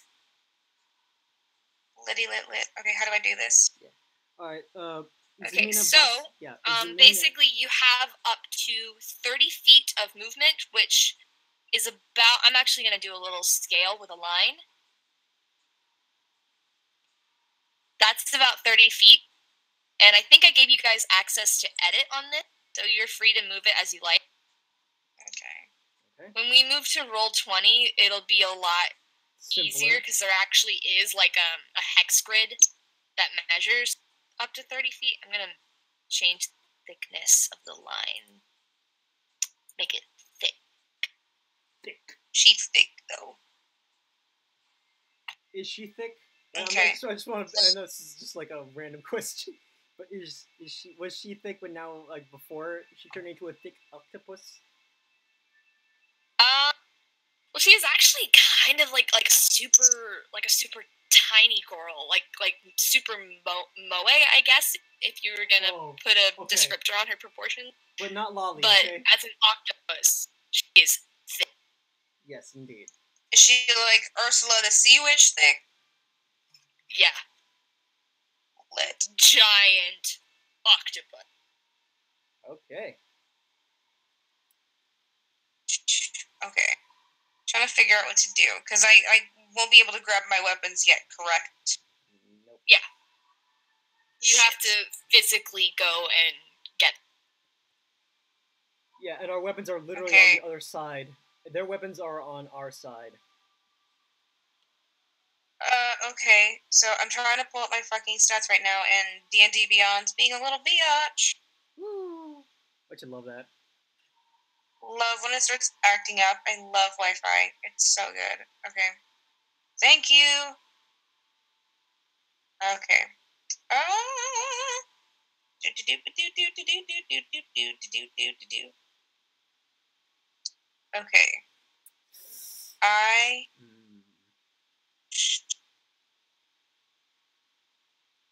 You. Okay, so I have a few things. Since I don't have my weapons, I have my spells. And I have Absorb Elements, Cure Wounds, and Hunter's Mark. And I think Hunter's Mark might work better. It says, for the description, you can choose a creature you can see within range and mystically mark it as your quarry. Until the spell ends, you deal an extra 1d6 damage to the target whenever you hit it with a weapon attack, and you have an advantage on any wisdom perception or wisdom survival check you make to find it. If the target drops to 0 hit points before the spell ends, action on a subsequent turn of yours to mark a new creature. Okay. So, and then there's different ones. So there's bludgeoning. I think that's right. Bludgeoning. Yeah. Bludgeoning. Yeah. Piercing and slap. So I'm going to go ahead and cast that onto. God, I forgot her name. Flux. Yes, her. Flux. Fluxy. So I'm going to go ahead and cast that on her for now.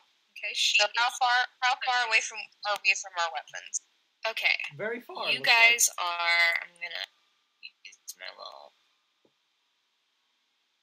And try not to change the length. About 60 feet. Okay. So I've casted that. And is it Asir's turn now? No. Yeah. Asir's next. Yeah.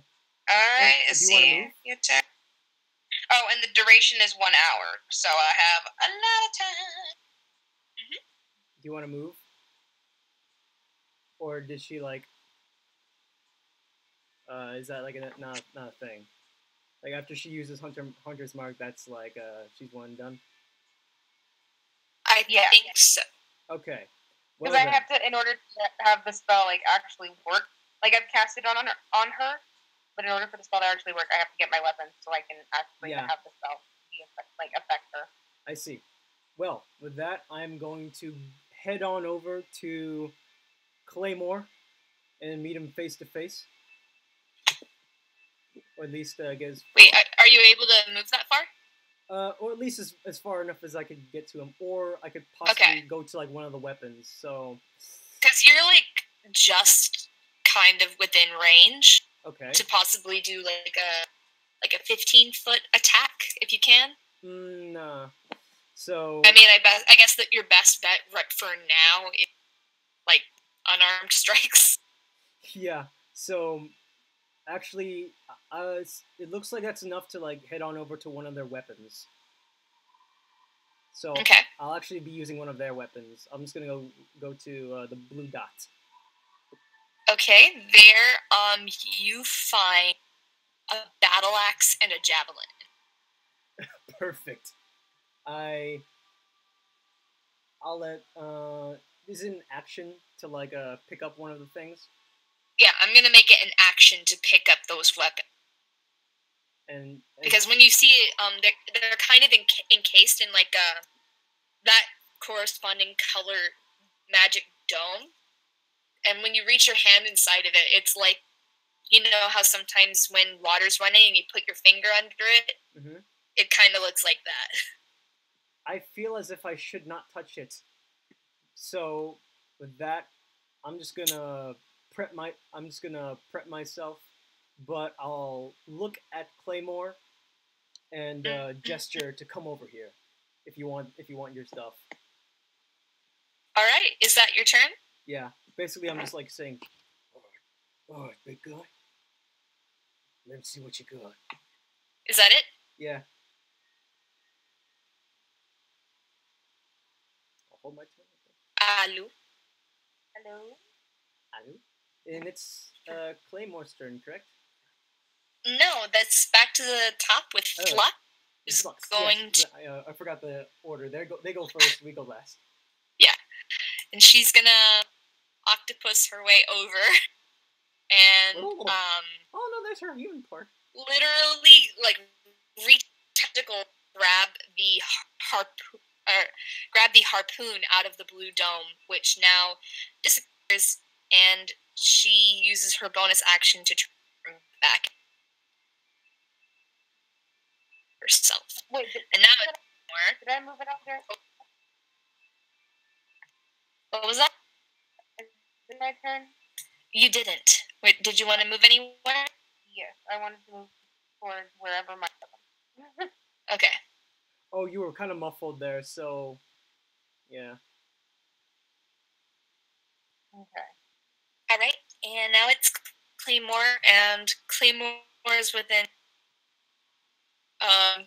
close enough to at least get over to you,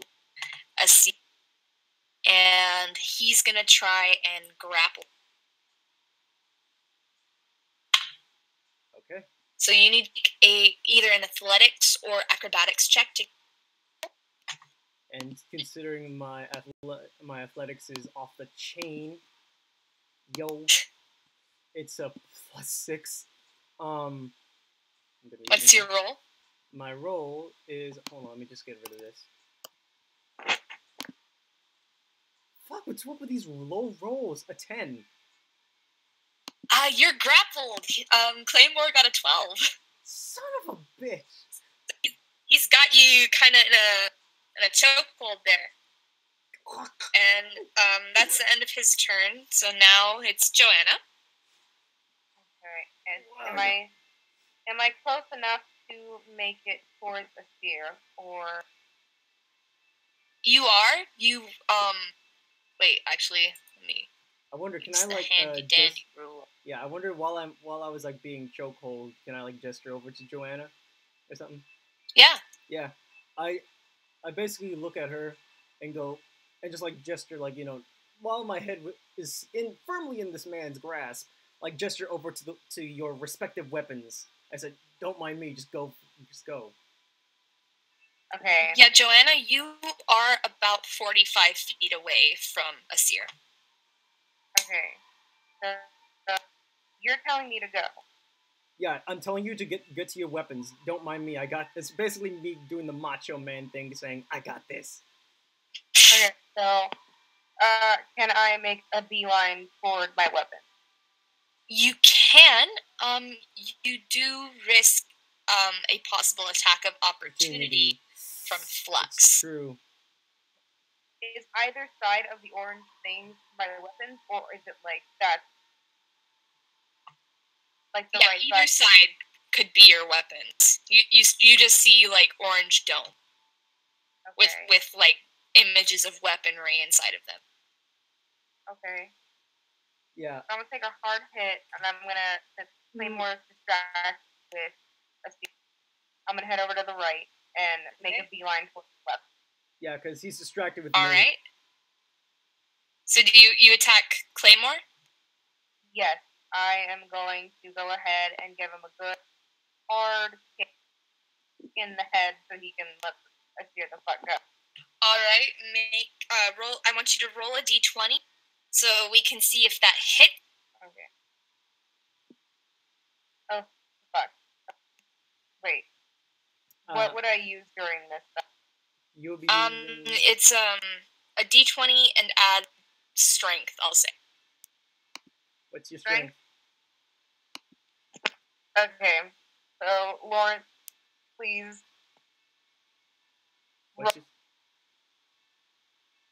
Because I have a +1 strength. +1 strength. +1 strength. 19. Roll me 1. 19. Yes. 19. Okay, that hits. I want you to roll a d4 and add your strength for the damage that he's gonna take. Okay, so would I change it from 1 to 4? How does that work? So a d4, it's a 4-sided die, and that's the damage dice for any unarmed strikes. So you're gonna roll that and add your strength modifier. Okay, Lawrence, come on. I'm hanging in there. Like, come on, Lawrence. It's 2. Fuck 2 that. damage. Little damage. Yeah, you're not letting go of this bet. Yeah, I was like, you idiot. Like, while in his grasp, I just go, you idiot. But I'm gonna say, like, she kicks him in the head and he lets you go. Yeah. So that gives you time to do something. Yeah, I'm gonna let you have a reaction there. Does the crowd give a pretty good response to that, or what happens? Yeah, you get some woos for that. You get some woohoo! Yeah.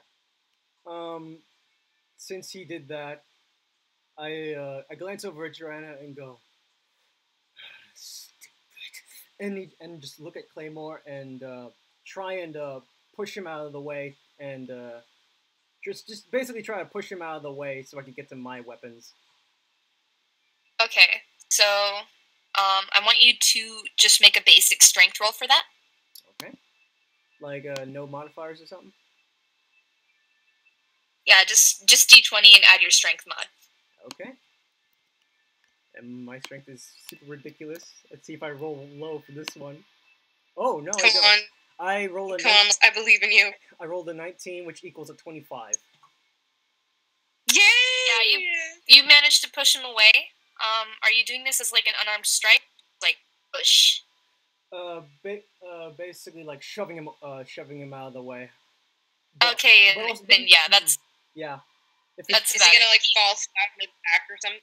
He stumbles. He stumbles. Okay. He stumbles back. Yeah. And you managed to push him out of the way, so that's turn. Reaction.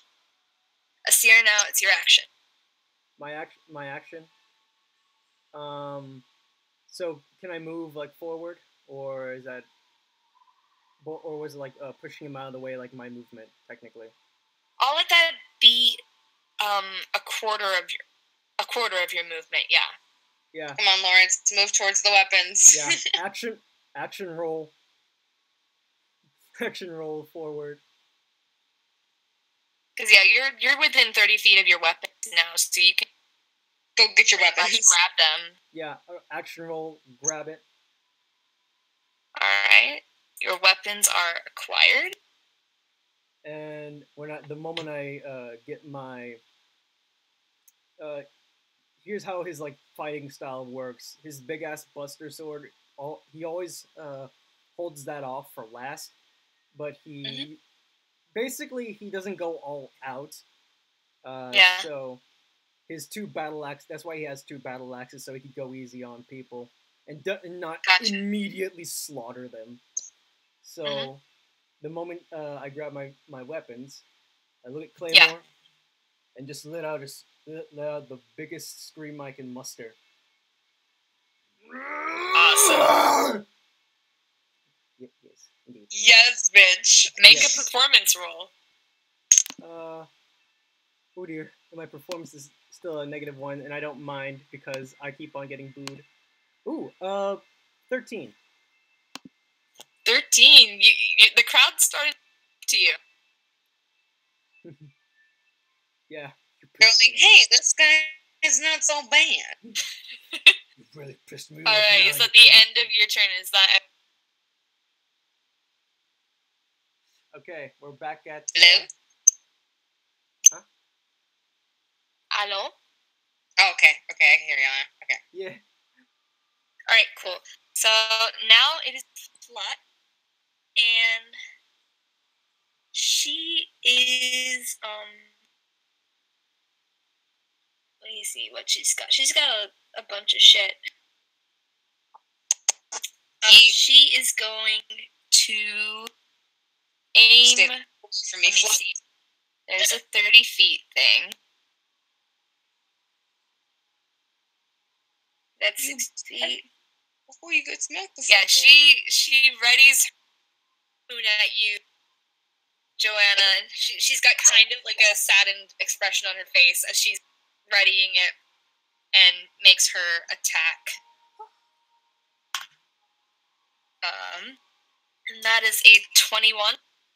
Shit. Oh dear. So Does that hit? That hits? Okay. So, you take 5 piercing damage. Shit. Okay. That's okay. It's okay. I'm fine. It's fine. everything is fine. So that means minus it from your health, my dear. Yes. Where's that at? That's at the top right. Give me 1 hot second. Your hit points are there, and just minus 5 from that. Where's my health? I cannot find it.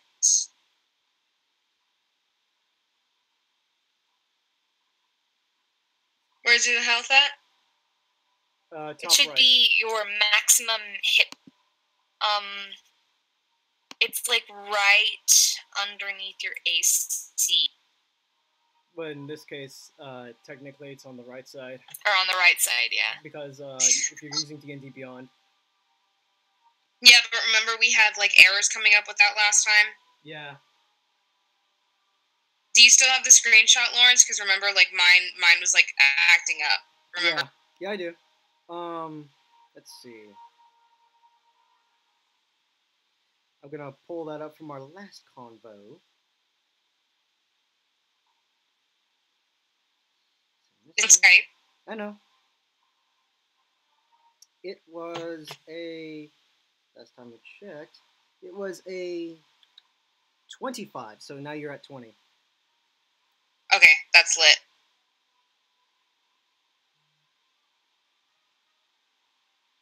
And then, okay, so with that harpoon attack, that's going to be the end. So now it's Claymore. And he is going to make an unarmed strike at you, Joanna. He's going to try and deck you in the face. And that is a 18. Fuck that. Does that hit? What's your, well, hold on, what's your AC? What's my AC? Yeah. Shit, give me If you a can't find it already, it's 10 plus your dexterity mod. Unless leather armor, then that's 11. Okay, so my armor class is at a 16. So yeah, Okay, and he got an 18, so that hits. Wait. And then it was plus dexterity, you said? Yeah. Okay, so it's 16, and then plus... It's 10 plus your dexterity, unless you're wearing leather armor, like, armor, in down a which bit. case it's either 11 or plus your dex mod. Yeah. It's a 16 then. Yeah. Okay, so he just decked you for 3 damage. It's not much. Okay. So you're at what? Is the crowd taking that well, or are they? They're not. They don't like that. They're booing Claymore. Okay. And Is it then my turn? Yeah, it's your turn now. Okay. So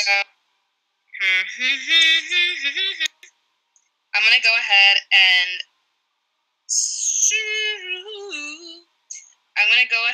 and start running towards my weapon. All right. Let me see. Just to see how far you can get.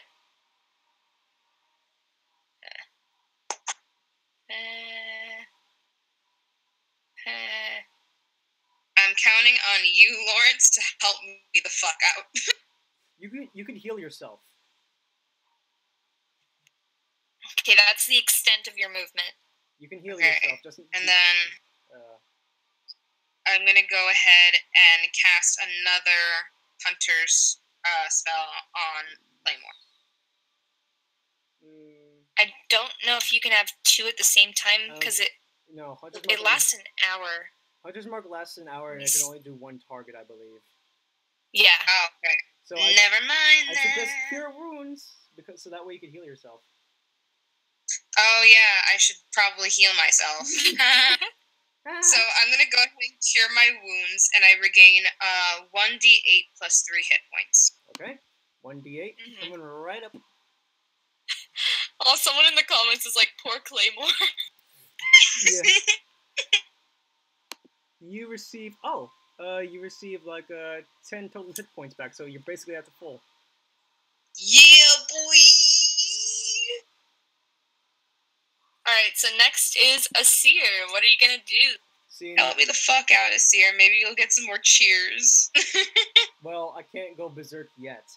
So, for now, and I don't want to kill these people unless they do something really bad, which I'm gonna have to roll for my composure for that one. So, but I mean, yeah, they've already kind of like did some damage to me. Yeah, but he doesn't. But he could care less about you. While Joanna's healing herself, like I guess she glances over at Asir and she like makes a gesture that she's fine and she's healing herself.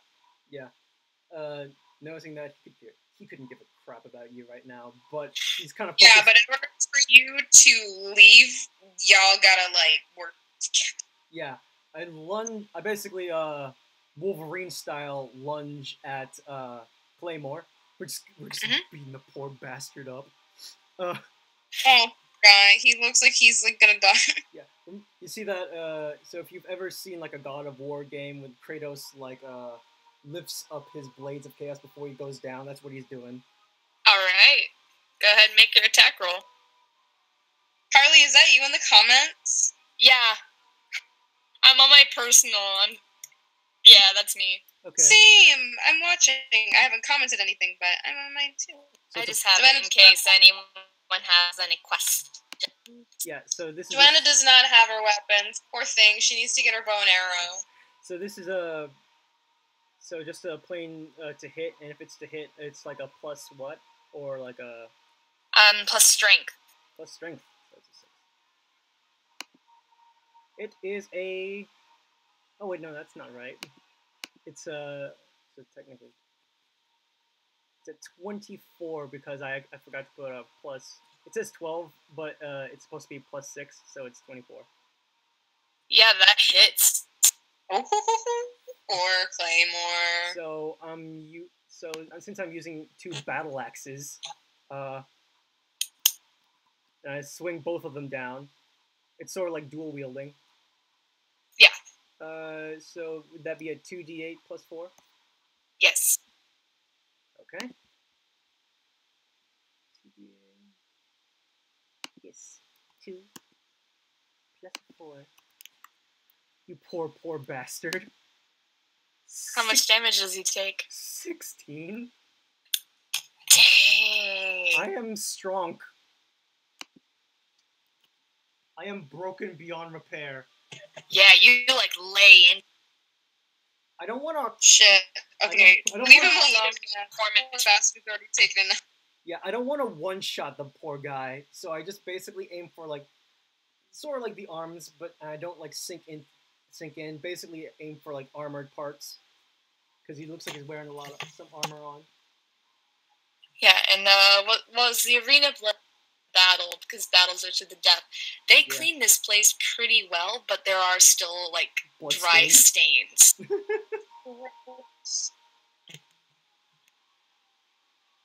Yeah. So okay. That's gonna hurt him. Mhm. Yeah, he's pretty badly hurt. And did you roll performance? Do I roll performance? Oh yeah, did you? What'd you get? Oh, do I have to roll performance with that attack? Yeah, I'm just asking. Oh, I was just planning on hurting him, but like that performance is a -1. So. Yeah, you don't put a whole lot of thought into it. You just kind of Swing. That's all he does. He just swings. slam it down, and then you don't get any reaction from it. I would assume Again, just 8. because, like, you did that, like, the reactions would be like, wow! You get, like, winces from people. They're like, They're like, oh, yikes. You're like, ouchie. Mm-hmm. Yeah. Okay. So He's now not nice. it is Flux, Flux, you better stay the fuck back, bitch. and she is going to use her movement to kind of go a little bit back. Let's see. That's about it. Yeah. And she's like 60 feet away from everything. So she is going to. I'm gonna look up spell real quick.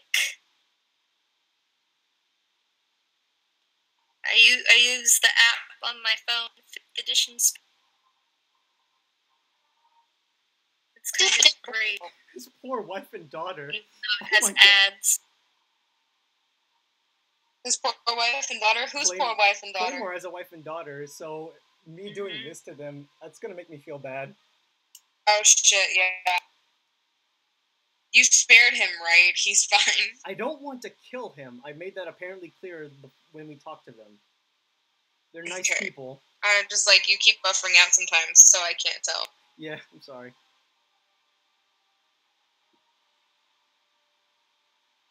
Also, Chad. Alright, we good? We Yeah. Gucci? We Gucci. So. Just about. Okay, so, she's gonna. Let me see the range on this real quick. Oh, never mind. Okay, she's gonna Plus, gonna harpoon ya again. What the fuck? Don't worry, you're fine.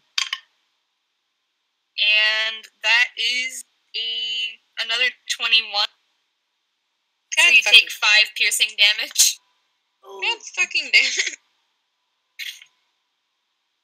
And so do we roll? So we have to roll performance with every attack we do. Not every single one. I'll ask for like anything super big that happens. Okay.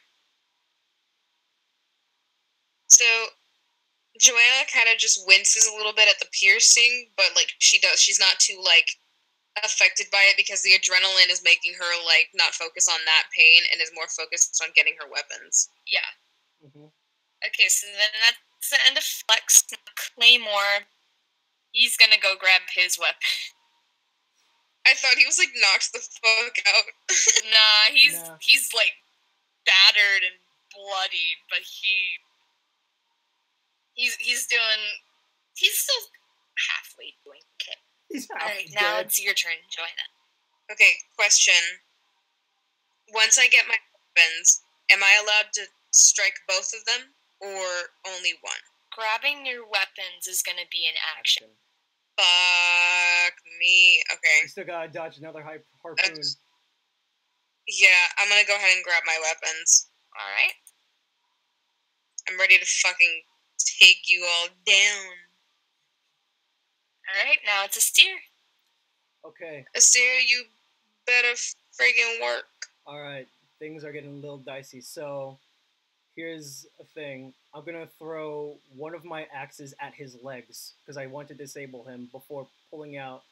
Actually, no. I'm gonna throw both of my axes at his legs, and after that, maybe like moving close and pull out my greatsword. So. Okay. But like, I'd say like, oh, how far can I move though? Like, can I move like out of this range? is like 20 feet. Okay, so Getting right next to him, that's like 20 feet. Yeah, I would like to move next to him, but like away. Is it possible so I could move like away from Flux so I don't get hit if she wants to harpoon me? Yeah. Yeah. Hey, is So the like here. Yeah. we have a question. Is the tiefling pleased by the crowd's reactions? You can see he almost appears bored. Oh fuck. You'd figured he'd be like all over Joanna right now. It's interesting. Oof. So like, since I threw my, that was an action to throw both of my axes. So what does that? All right, have so to- you throw both of your axes at Claymore. Yes, before I throw them before like going over and pulling out the greatsword, like Okay, go ahead and roll an attack for throwing your. That is a D20. Just Yes, D20 and add your dex since it's a ranged attack. yes, and that's a 3. Oh balls!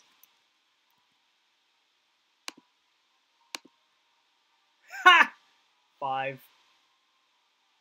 5? Yeah, they're gonna miss, but they were more. You got a 5? Yeah, for like trying to like throw in both of those axes, they're not hitting him. Although technically, can I? Yeah, they land on the ground on Yeah. either side of him. Yeah, although They technically, like bury themselves into the material of the stage. yeah. Although technically, should I be rolling for one axe and then the other axe, or just like both? Or was that? I'll let you roll for both if you want to like. Yeah. So chuck 'em. yeah. So one. So that 5 was like one of them. Let's see what the other one does. Mhm. Oh, I rolled a 16 plus 3, so that's a 19. 19. Okay, the 19. But the 5, it buries itself in the ground. Yeah, that one misses, and the other one hits. It looks like. Hits. So that'll be a 1d8. 1d8 plus 4. That's a 9. Okay. Yeah. So it hits him in the leg. Mm-hmm. Yeah, that gets him in the leg. What's your damage for That was a 9. Did you? 9? All right. That's some damage. All right. So next is Flux. I swear if you hit fucking harp. More harpoons. She is going to actually use her movement to go here and Uh-oh. see. Carefully. Okay, she. Alright, so Asir, you're within range of harpoon, so she's gonna level it at you. Yeah. 5. Even though I'm behind Claymore. So this should be entertaining. Yeah, she got 19 and add 5. All right. That's Does that hit? Yeah, of course that's gonna hit. Alright, you take 5 piercing damage. Okay. He just the moment he hits that, the moment it hits him, he looks at the harpoon that that pierced him, and takes a good long and he looks at it, and then looks at Flux, and he smiles. You see her like grip on the weapon kind of falter a little bit. That smile. That hurt. Does her face like pale? Yeah. Does it go pale? That hurt. Oh, that hurt. Okay, is it? Next is Claymore, and Claymore is gonna go for Asir with 2 weapon attacks with his battle axe. How is Claymore not knocked the fuck out? He still was a kicking tank, it. so I went for him first. We're both tanks, Right. so yeah, it explains a lot. Alright, so the first one is a 22 to hit. Yes. Damn, you're getting a lot.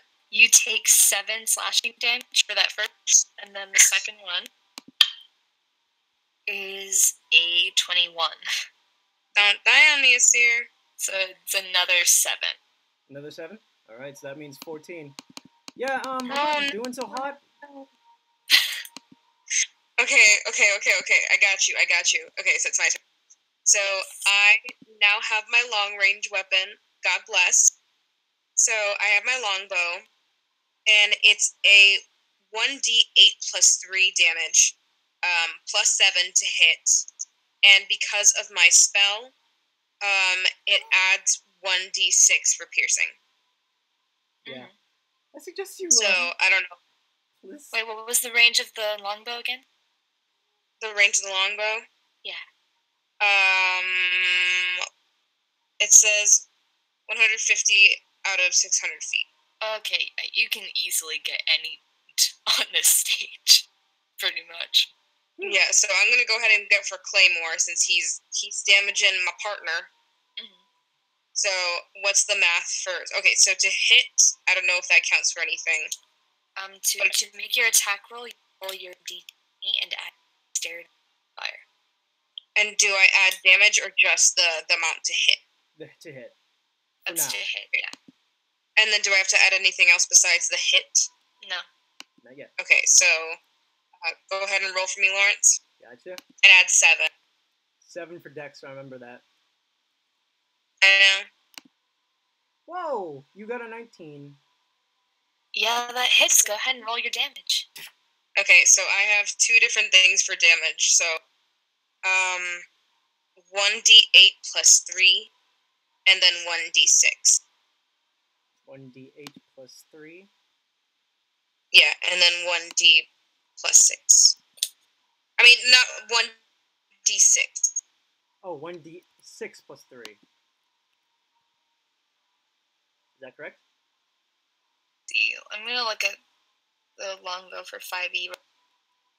Yeah, my thing is his damage 1d8 plus 3. Ah. Yeah, so it's technically since it's a ranged weapon, it's 1d8 plus your dex mod. Yeah. Since your proficiency in it, that's you add your proficiency bonus, which at level 3 is +2. Okay, and then would I add the stuff from my spell too? Yeah. Okay, so that's a 1d6. Wait, did you use Hunter's Mark on Clay? No. Fuck, no, I didn't. No, I didn't. So you don't add Hunter's Mark attacks to him, but you add Hunter's Mark attack on Flex. Yeah, so just the damage then. Right. Mm-hmm. So plus the dex mod you said? Plus your Yes. dexterity modifier and your proficiency bonus. My proficiency bonus, where the fuck? Where's proficiency bonus at? I'm lost. I think it should be... At level 3, it's +2. Okay, yeah, then go ahead and add those. Yeah. And then how much is it? So it's 1d8 plus 2? It's a what? It's a 1d8 plus 2, yes? I think so. So... But when you also add 3? Yeah, so that would make a 5. And that's the damage, or did you roll for something? That's the damage. Hold on. That would be an 8 for damage. Come on, Lawrence. Come on. Yep. 8 damage? 8 damage, my friend. What? Was that 8? Yeah, it was the an total? 8. Yes, that was an 8. Alright, he's still around. He's hanging by a thread. Okay, but did my arrow do some good damage to him? How much life does he have left? I can't give you the numbers, but he gets a very aim and ready your arrow at him, flies and gets him like right through a chink in his armor, through his stomach, and he is like sent forward. And that's when a perceptive eye would catch the tiefling in the VIP op, like stir. Ooh. Okay, and how does the crowd react? The crowd goes. Ooh. Yeet! So to them, I'm nothing but a rabid dog. But to her, when it comes to her, she's like an angel coming from above, like a Valkyrie. Like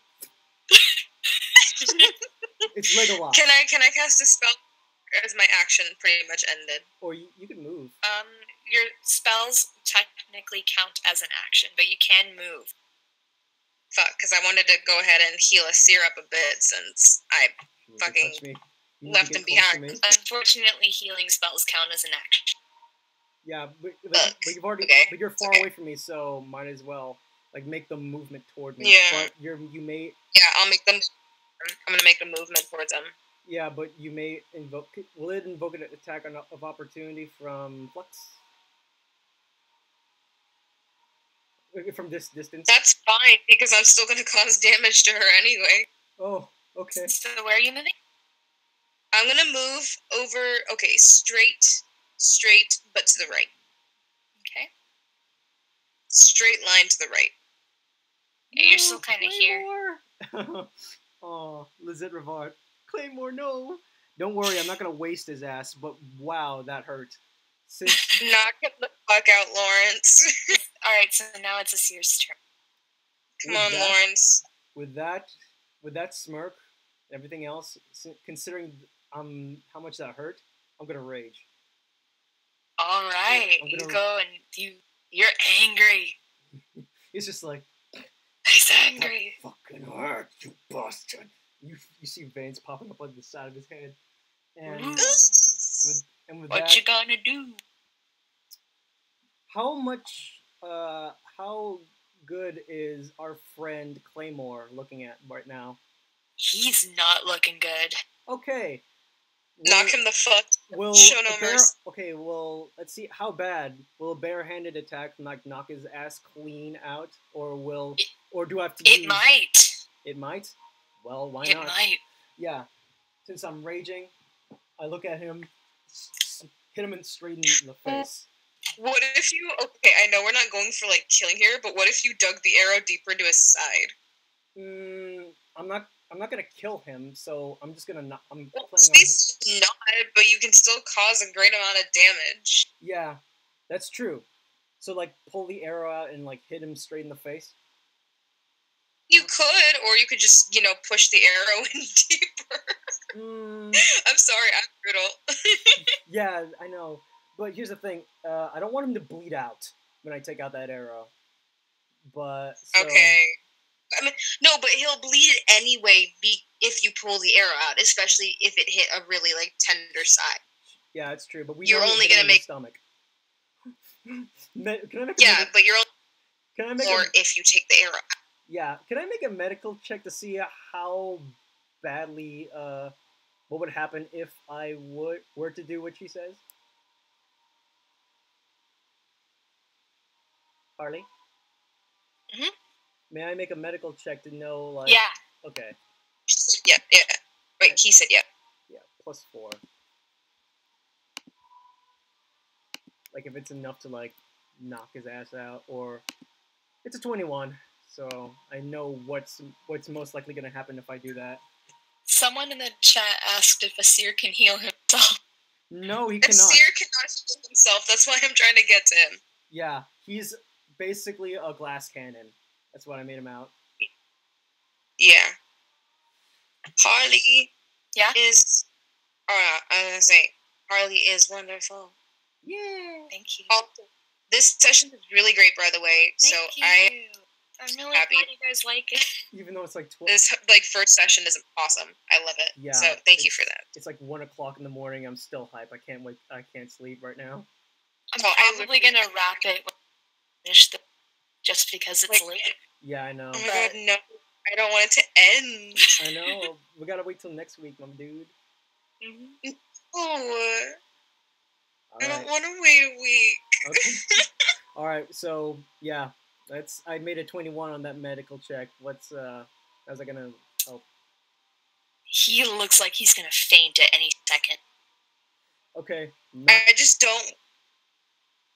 How is Flux going to react to Claymore getting knocked the hell out? That's my question. For me to know and you to find. Yeah. Shit. So, I want Flux to go berserk, but at the same time, I'm like, what? Cause I don't want Asir to get any more damage than he has. Yeah. Hold on. So I'm gonna use one of my rages right now. So that's a rage. So while raging, you gain benefits if you aren't wearing heavy armor. Of course I don't. You have an advantage on strength checks and strength saving throws. So I get advantage with this. When you make a melee weapon attack using strength, resistance to bludgeoning, piercing, and slashing. Yeah, basically. So, since I'm raging, I'm gonna knock his ass out. Do it. Alright, make your unarmed strike attack. Yeah. Let's see. plus 6 to hit. Plus 6? Yeah, plus 6 to hit. 26. I'm pretty sure. That's a straight up 20. That's a natural 20. Was it a natural 20? A natural 20. You know? Oh, fuck. Oh. That damage is doubled, so what's your d4 and add your strength and then double that. I have to whisper just because it's late. Like, yay, first natural. Okay, so double d4. My max max damage d4. Yeah. Okay, so. No, for a second I was like, I thought you were like freaking out. I was like, is he okay? What is going on? What is he thinking? So. No, I'm excited. It's the first natural 20 of the game. I was like, is Harley worried about what's going to happen to Claymore? Yeah, I was worried about that too. Hold on.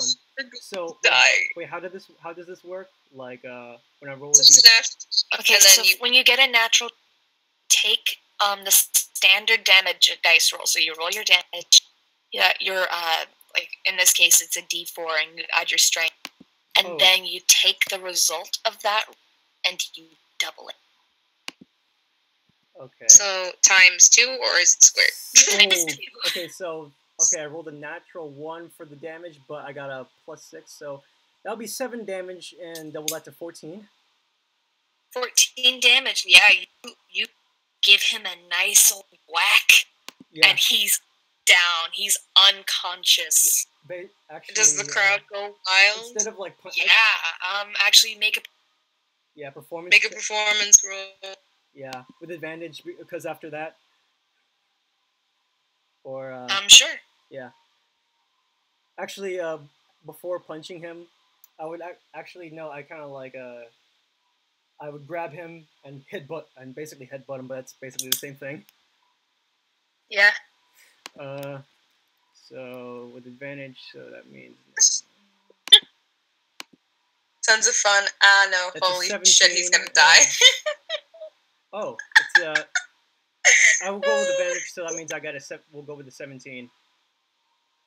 Yeah, you get a big resound roaring cheer for that. And I just after knocking him out, point of flux and nod, basically saying, it's giving her a gesture like non-lethal. Remember? and since I'm kind of, it's sort of angrily like a stern dad talking like, you better not kill me. Remember? So wait, what was that line of dialogue you said? It's not really a line of dialogue, more like a gesture of saying, we agreed to knock each other out, not kill each other kind of thing. So it's sort of like, gotcha. Look as beat up as possible. Or if like, we gotta look beat up as possible if one of us is taken out. Yeah. Okay, so is it Flux's turn? Is it Flux's turn? Yes, and she towards me, or did you already kind of move? Yeah, she has. It's the. She kind of moved over here to get closer to Asir, but she sees Claymore go down, and she like nearly drops the harpoon and has to like reach and catch it again in her arm. But like with me pointing at her, I just give her a assuring, "Come on, let's do this." And then she sees that and kind of nods, and she doesn't know where to aim the harpoon, and you see she's shaking and taking a while before settling on her aim, and the crowd starts to boo her before she takes aim at Joanna again. Shit. We have a question. Can the others see Sandra and the others? No, they cannot. No, they're all in a different area. Okay. Okay, and so she got a 19. Does that hit? God damn it. Alright, 5 piercing damage. I'm at a 15 now, from what I understand.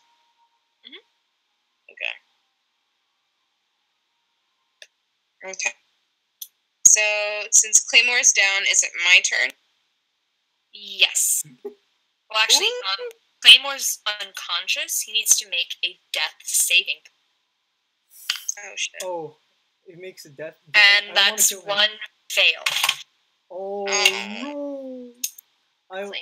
I should have been specific and used non-lethal attacks, but like it was sort of like I decked him pretty hard, so.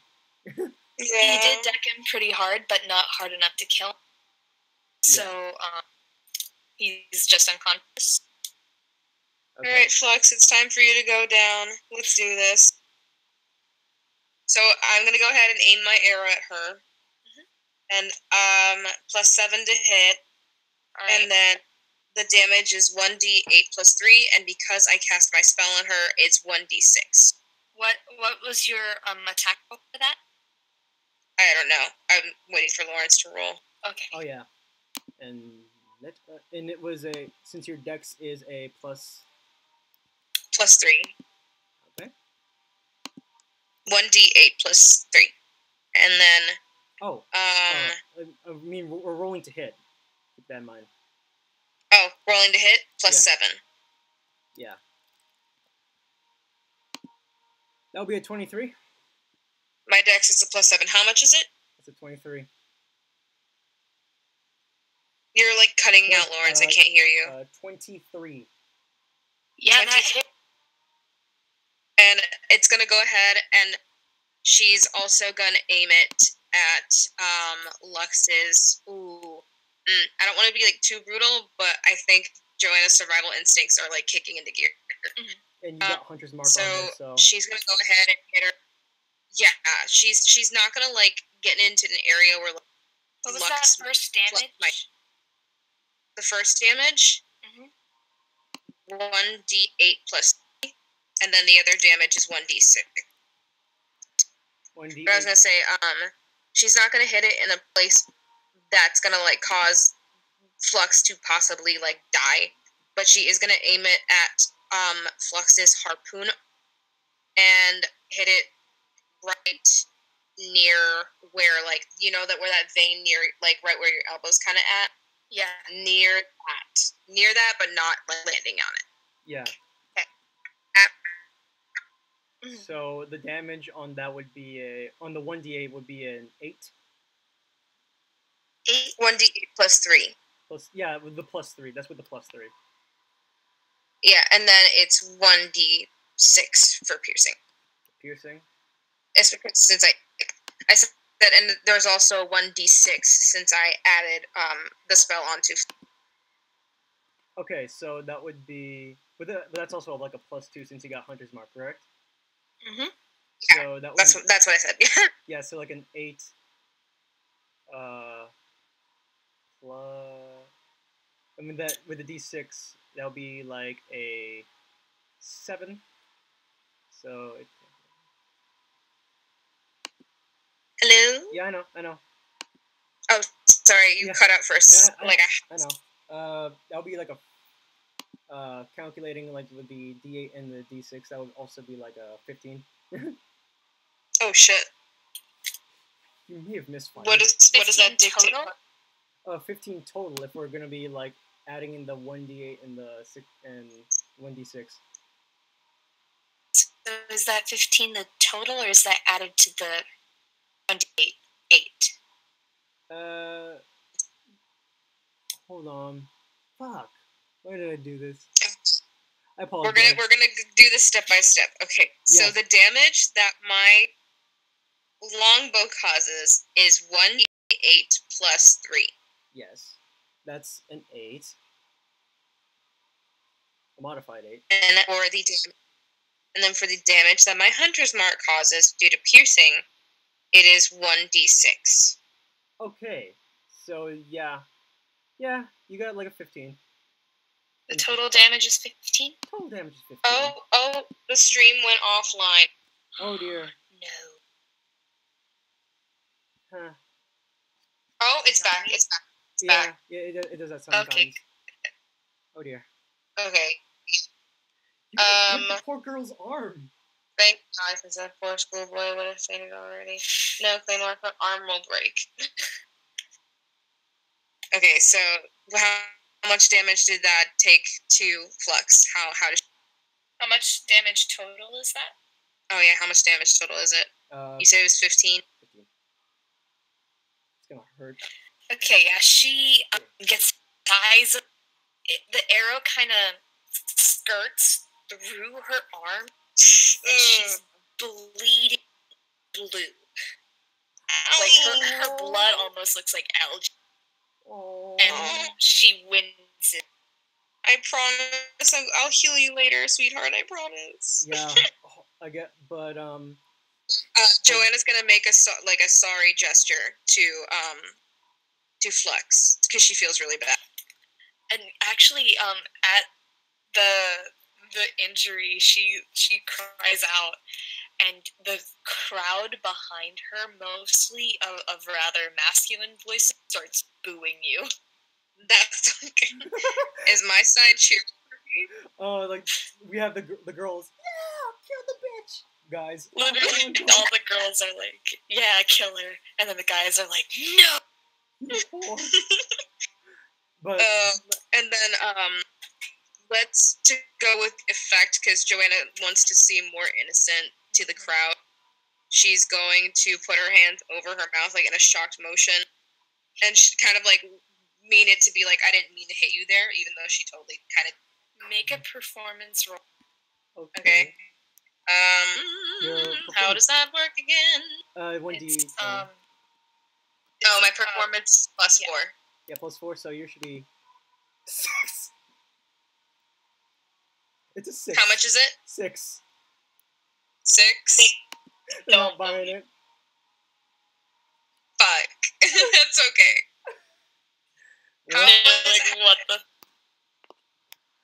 fuck? You can see the tiefling in the VIP sections. The tiefling in the VIP section. I was about to ask, what is he? He's laughing at you right now. That bitch. He sees through you. You're like, aha, I see what you're doing. Okay, I guess it's my turn now. Seeing that. Wait, Asir, what is your reaction to this? He's not gonna react. He sees crap like this all the time. He's just getting. Yeah, but like. He's actually no. He's getting again. Is Asir so shocked because he didn't kind of expect that from Joanna, or is he kind of like she said she was trained, so I kind of believe. No, he's just having flashbacks, and when he looks at Flux and when she cries out, and she's like in tears, it's just bringing back more flashbacks, like violent flashbacks, but he still he just shrugs it off, and so he's still he's kind of enraged. Actually, that might take him out of his rage because it was just like, oh man, it brings back so many bad memories. So. I don't know. Protect Flux 2018. Yeah. Okay, so intimidate. I'm gonna be a little bit intimidating and just like I'm gonna grab my axe, like the axes that were lodged in the ground, and just slowly walk towards her, like in a slasher flick.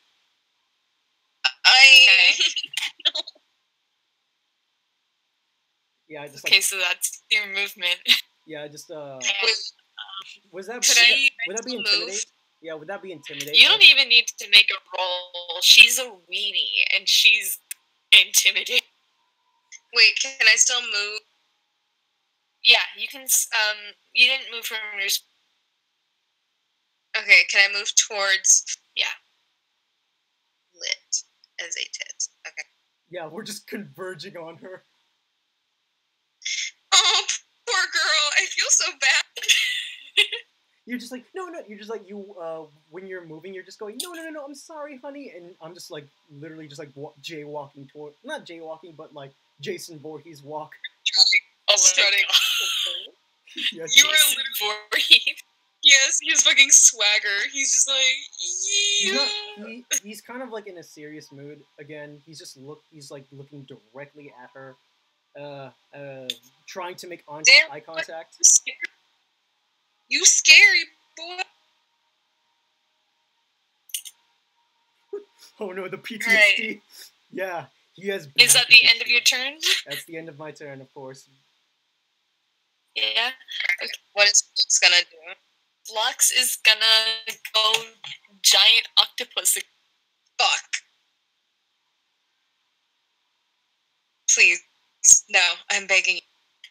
And So Please. Don't. and I can't she anymore. is going to do a tentacle attack at How much more damage can she take? quite a bit. yeah, Okay. And that's the 7, so that you're not hitting me. It misses. Misses. yeah. Who is she attacking, by the way? I didn't hear it.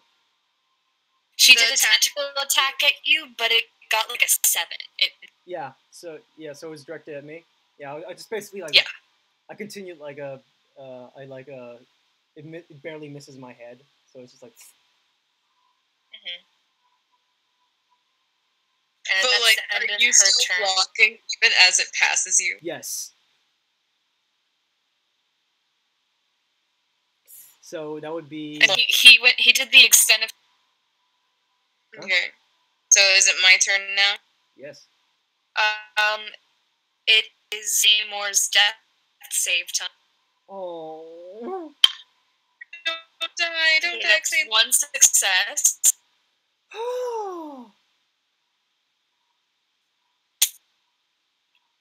I don't want. And now it's Joanne's turn. Oh, poor bastard. Okay, I'm gonna go ahead and I apologize. I'm gonna go ahead and aim another arrow at you. Komen aside. Alright. So the hit is plus. Lawrence, how much does it? The hit. 2 hit. Considering like. Hello. Oh no. Huh? Oh no. Does it hit? Yeah, you cut out there for a second. That would be a 16. Yep, that hits. Go ahead and roll. So 1d and 1d. Oh dear, you're lagging. 1d8 plus 3. That would be an 11. 1d6. And 1d8 plus 6. No, and another plus 6. Oh, this poor girl. Oh, that would be. What? Okay, this poor girl. Since that was like since you still have Hunter's Mark on her. Has that worn off, by the way? Hunter's Mark. Yeah, Hunter's Mark is still there. Oh. Yeah. Okay, so you got max damage with that 1d8, so that would make an 11, and plus the 6, that would be an 8. So you basically got 19 damage on her. Yeah, you guys do a number on. And she hits her. Let's see. What would be a place where it doesn't cause her too much harm? I'm already harming her. I feel so bad. I mean, she's in octopus form right now, so she's got kind of toughish skin. Okay, so I'm gonna go ahead and where's the least toughest place right now?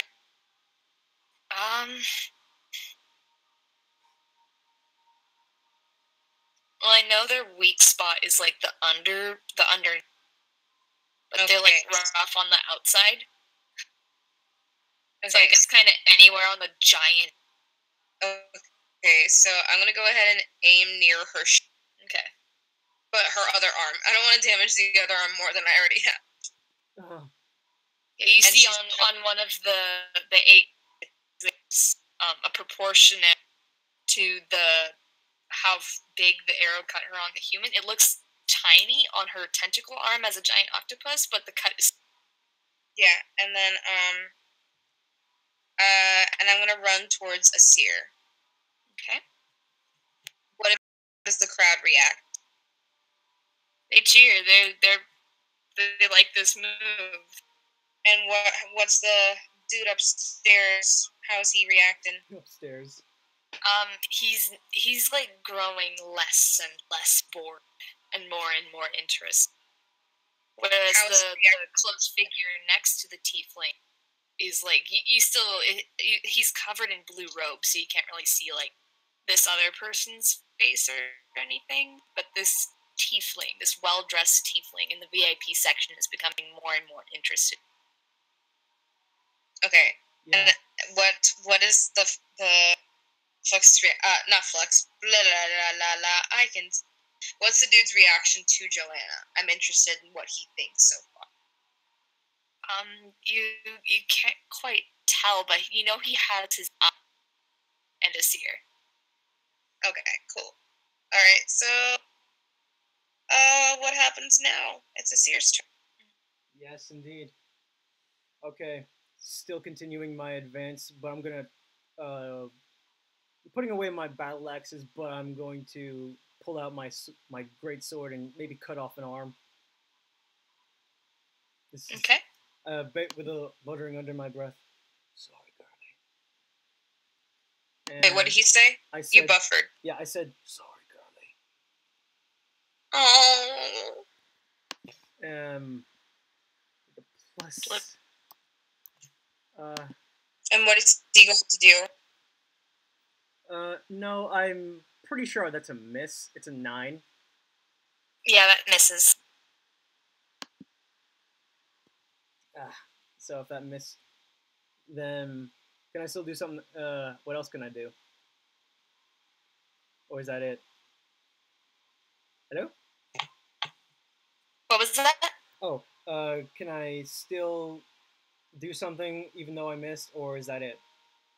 If you have any bonus action, then. Okay, then. The bonus action would basically be to defend myself, like basically a guarding stance. Okay, alright. So now it is her turn, and she is going to this way, and she, like, does, like, that octopus, like, scuttling out of the way. Like, she's scared. Yeah. I'm scared. I don't want to hurt her. It's like, And like when she scurries away, like I was aiming for one of the tentacles, but I miss, and I just like looked at her, like as she runs. and then she's gonna tentacle attack at Joanna. Fuck that. I'm not going easy on her then. And that is a 21. 21? It's going to hit. And you take 10 bludgeoning damage and are. Oh fuck! I'm down, Lawrence. Oh dear. You need to get your ass over here. Yeah, Is but it I don't have any Claymore's healing. turn or is it my turn? Yeah, it's Claymore's next death save. And that's another fail. Oh Shit. no. Okay. I'm gonna go ahead and heal myself because I don't know how much. Or wait. No. Don't do anything. How much more damage can Flux? She can take quite a bit more damage. Pretty bad. Like, if I were to aim another arrow at her, what would happen? It would be significant, but she wouldn't die. Well, obviously she wouldn't die, but, like, would she, like, kind of be at the state where Claymore's at, where he's kind of rendered unconscious? No. Okay. I'm then gonna go. And you're also. I'm gonna go ahead and heal myself then. Okay. So. Cure wounds. It's a 1d8 plus 3. Alright. So, Lawrence, go ahead and roll. And how much is it, like a certain thing that I have to add to it besides that? Or is it just like. I think that's supposed to be it. That would be 4. You added 4 hit points to yourself. Hello? So 4 healing points? Yep. Lauren. Yes. Oh, you cut out. I was gonna ask, is it 4? Yes. Adding plus 4? Yes. Okay, so I was at a 5, I believe. Yeah. So I was at 15. Okay. Yeah, I was at a 5, and now I added 4, so I'm at a 9 right now. Mm-hmm. Can I make any other sort of action or movement, or am I pretty much stuck? Harley? Harley! Oh no. What was that? I said, am I able to make any sort of movement or any other action right now, or... What was your role? It was a healing. It was healing. I healed myself. Oh, you healed yourself. Yeah, you regain, but otherwise you're stuck. Okay. Unless you want to, I can let you make a bonus action to do an athletics or acrobatics, whichever is higher, to the ground. You're cutting out. I apologize. I'm going to go ahead and do an acrobatics. And it's a +5. Okay. All right. So, Lawrence, can you roll that? Yep, it's an 18. It's an 18. If you need to... It's an 18? Yep. Yeah, you escape. Lit as a seer, get your ass over here and help. Right now it's Asir's turn. Alright. Well, since I'm still kind of pissed, wonder if I'm still pissed. That would be... I will again swing again with the great sword. Alright, you go up and hit Arm. our octo friend great sword. Yeah, with the arm. Okay. That would be a 14. Does a 14 hit? Yes. Okay. Then since I'm raging, that's gonna... Let's see. So if I'm raging, does that give any boosts to my attacks?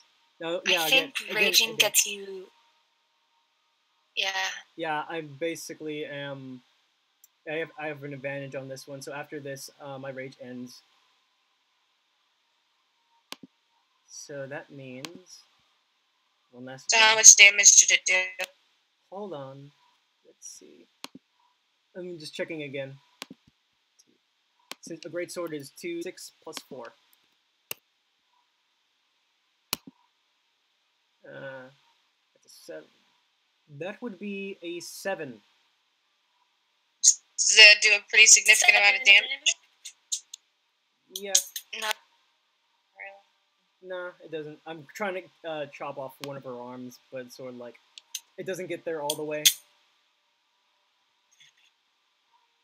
And is that the end of your? For the bonus. Oh. Yeah. For the bonus. Can I move back a bit? Yeah. That's sure. that's what I was gonna do. But the bonus action was basically push you out of the way. Okay, so now she is going to do an ink cloud action and dash 60 feet. Yeet.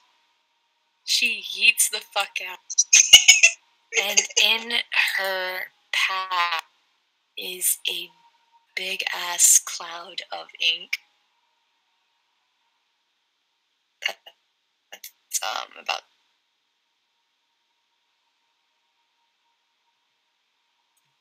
And I'm gonna. There. And that's her act. Yes. And bonus action. So that area.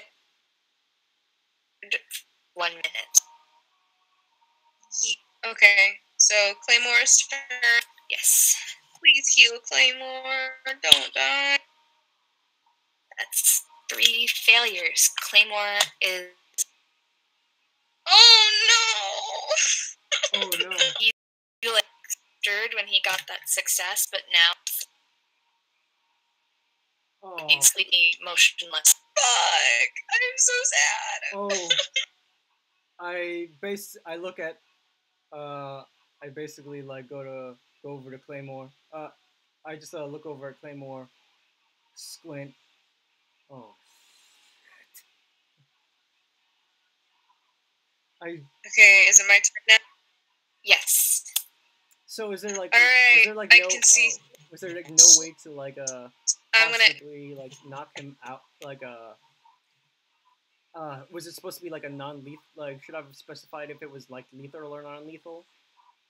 Or You could have, but for that specific sake, yeah, I didn't my know. my deal with that is like you can specify it, but any sort of killing blow, and this is I think how Matt Mercer, Mhm. anything that's like a killing blow, even if they're close, if it doesn't exceed their max, then they're not dead. They have the opportunity to make death saves. They're Ooh. unconscious, but if a hit to them exceeds their max points, then they're out. No Alright. chance you die. Oh, babe. Yeah, Okay. I didn't know my own strength. So I This see is through pretty your, bad. I can see through your cloud. I'm gonna go ahead and I'm gonna aim my arrow at you. And I'm gonna aim it at somewhere a little less painful, but it's gonna cause a pretty significant amount of damage. So let's calculate. So to hit, it's +7. Can you go ahead and roll that?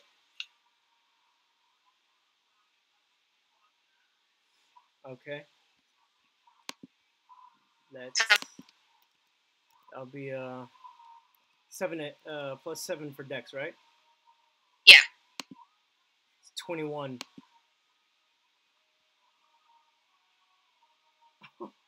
You hit 21. 21. It hit. Yeah. Damage. I think Harley sent the things. Put the things in the Discord. Yes. Thank you. It says one. Is it? There's like two 1d8s. So I'm just like I'm gonna assume one of them is like 1d6. Yeah, 1d6 and then 1d8 +3.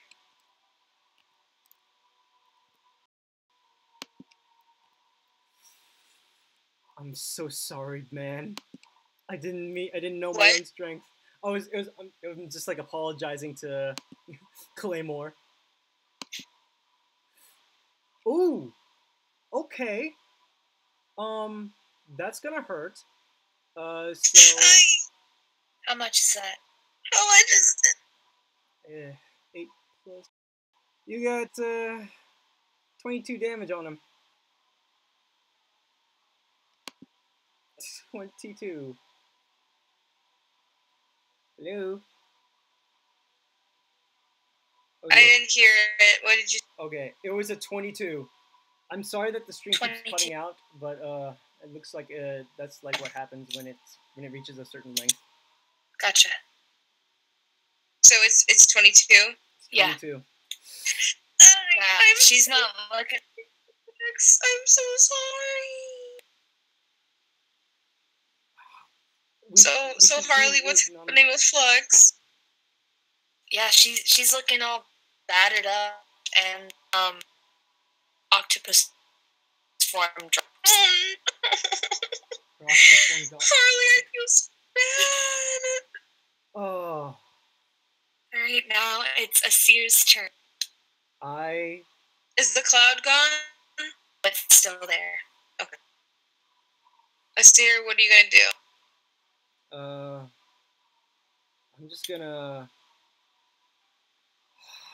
just gonna go over to Claymore.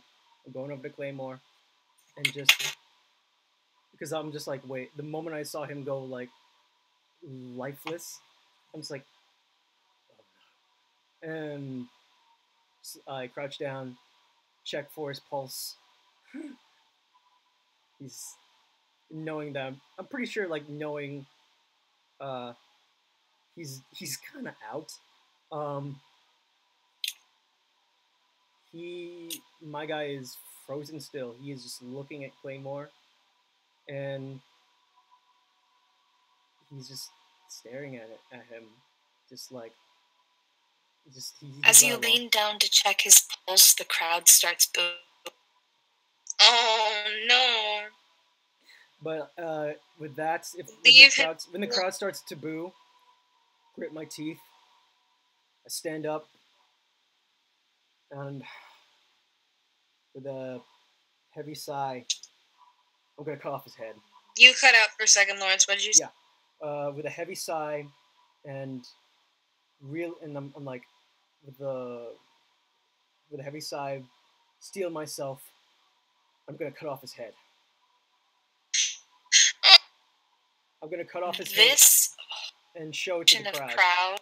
Okay. Right here, as you show off the head to them, they go completely silent. Are you not entertained? I'm gonna do it. I always wanted to do this. Are you not entertained? Are you not entertained? Not please you. Does this please you? Are you not entertained? Yeah, the crowd. There's a dull sort of murmur among the whole crowd.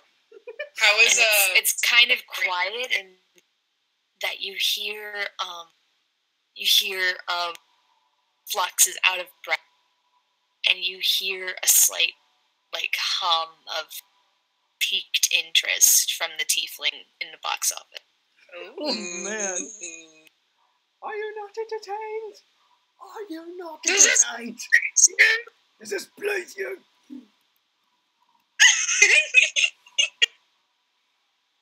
Okay. And with that, next is Flux's turn, and Cloud disappears. I wanted to give a reaction real quick. Joanna looks over to Asir with a sort of horrified look on her face.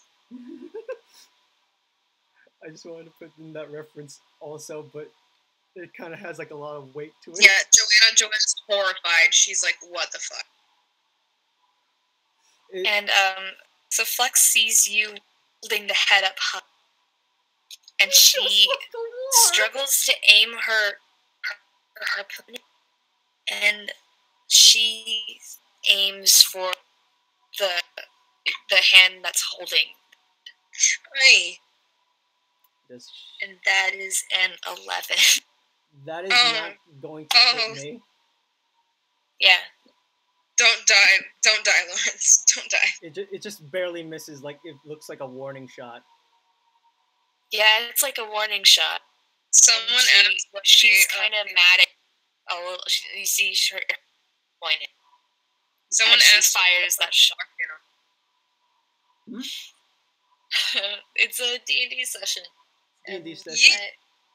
And I'm whispering, and I have my gain up just because I don't disturb anybody else in my house. So it's kind of like DMing with my weird placement.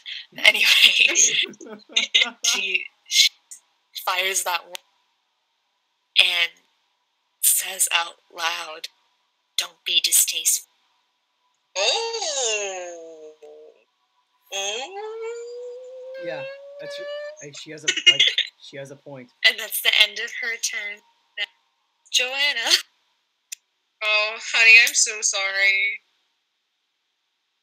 Can I'm gonna go ahead and I'm gonna heal Asir. Okay. Let's see how much. I'm gonna go heal you. Okay. How many spell slots have you used? So, give me a second. Healing is at A. Where is it at? Oh my god. I made an enemy here today. Everyone hates me. It is at a 1d8 plus 3 hit. It regains that much. Okay, it's at an 11, so I regain 11 hit points back. So that puts me at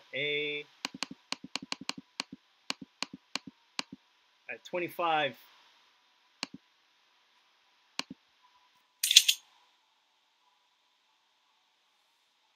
I didn't know my own strength. I made so many enemies here today. So I heal you, and how does the crowd react? They're happy about it. They like you too as a dude. Yeah. Oh my god. See, we're getting love, Lawrence. We're getting love. Technically, it's mostly. I guess I'm getting love out of me being an asshole. Oh no, I don't. So Hana Hanazaki, I don't hate Yuku. No, I hate myself. Oh my god. Okay. My And God. so I heal him, and then what do I do? What else can I do? That's your action. You can do a bonus action if you have any. What? A bonus action? Mhm. I don't know if I have bonus action. You do. That's actually a really good question. How do I know if I have bonus actions? Usually it'll be any one of your features that will specify it can be used as a bonus action. How do I find that? Is it in class features or? It's in class features. Sometimes it's in race features as well. It's in the where? Class features mainly. Class features. Yeah. How do you know where it is? It under hit points or fighting stuff? Mm-hmm. It's more like Archery. You gain a +2 bonus to attack rolls you make with ranged weapons. Mm-hmm. Oh, you should be adding that. You should be. Shit. So I'm gonna go ahead and add that, and so I can aim my arrow at Flux, right? No, because then that's technically an attack. That's just added an additional thing. Mm-hmm. A bonus action is like rogues. They can use a dash or a hide as an additional thing to their action. Rangers, let me crack open my player's hand. Hey Hana, it's Hana Rose from Insta. Hey Hana, I cut off a guy's head and showed it to the crowd and made a reference. I channeled my inner Russell Crowe. Are you not entertained? Are you a ranger? She is a ranger. I'm a ranger. Okay, and we're starting you off. So You what? I'm sorry, dear. you guys are starting off at level 3. I'm talking to myself to try and find it. Okay, yeah, I wouldn't make sure. You got your favorite enemy. Okay, you got that's an action. My favorite I don't enemy. think you have any. I don't think you have any bonus actions yet. No. Yes. Okay, I was gonna say my favorite enemy. So yeah. Okay, that's the end of your turn. Asir. I just look at Flux, lay down the head gingerly, and just make a fucking break for her with the greatsword. But All right. But this time with the intention to with an intention to not kill her, just use the butt end of the sword. Okay. To knock her out. So you're you're about 20 feet away. Oh, so that means well, never mind. Since I have my battle axes with me, I'll just try and throw them at her legs. Hopefully they don't get cut off. You'll just chuck them. I'll chuck both of them at her like I did last time, and like I did with Claymore. Except hopefully, silently hoping that the wooden parts will just hit her on the or maybe disable her by getting a leg cut off because he rolls that way. If it means losing a limb to save a life, might as well. Yeah. So that would be a 1d. That would be my plus my strength, yes. Harley, that would be plus my strength, yes, for the attack. Well, no, yeah. It's dex. Are you throwing them? I'm throwing dex, them. Yeah. It's a dex. It's 3. So first one is dex if you're throwing. Yeah. First one is a 9, so that's not gonna hit. Looks like. Yeah. And this one's a 13. Does that hit? 13 just misses. Ooh. And I'm just gonna while I throw them at her, even though they miss, I'm just gonna scream at her. Mm-hmm. I'm just screaming at her. Okay, wait.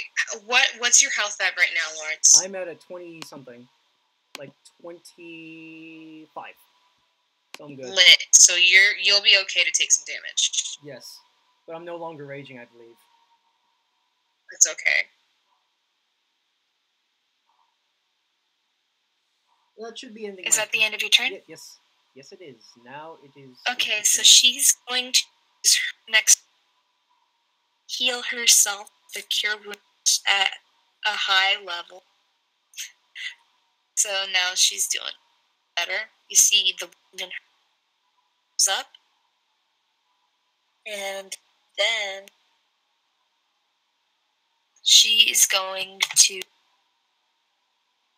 use her movement and edge backwards.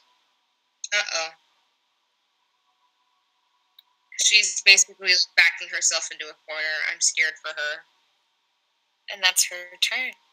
With that, when she does that, I basically taunt her, given the show, like basically saying, Come on, running away, little girl.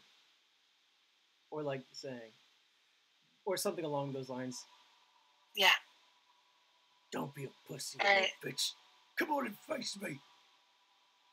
So now it's Joanna's turn. Okay. Oh, I'm gonna feel so bad. I'm gonna hit another arrow at her, and I'm gonna hit it in her side this time.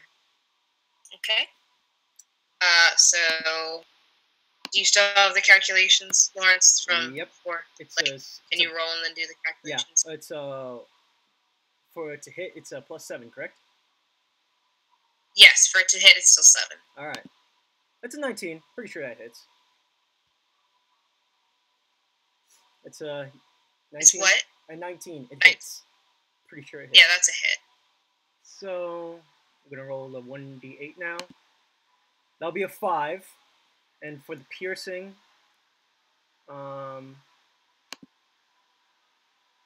that's a 10. So you get 15 on her. And then it says, I gain a +2 bonus to attack rolls when you make with ranged weapons. So would that add a +2 bonus? I'll allow it. Yeah. You'll allow it? So how Yeah. much would it be? So that would be like a 17 17? Alright. on the side. Alright. So, Yeah, you get her in the side, and it like scrapes across her stomach, where she's got like this kind of corseted sort of waist armor, and it literally like kind of goes through the hide that's there, and exposes her skin, which gets some cheers, but also some like like Ouch. noises, like oh that hurt. Like ouch. yeah. Ouchies. Mm-hmm. Chiochi. Is that the end of my... Oh, I'm gonna move... Hold on. Yeah, you're gonna flank her. I'm gonna move towards the seer. Okay. I was thinking that you were gonna So I can flank her or probably- something. I'm kind of gang up on her with him. Yeah. And I'm also gonna keep a watch on him so he doesn't do anything Slugfest. fucking stupid. Yeah. All right, now it's a seer. Okay. Well, now knowing how much damage I can actually do, since hopefully those axes were to distract her.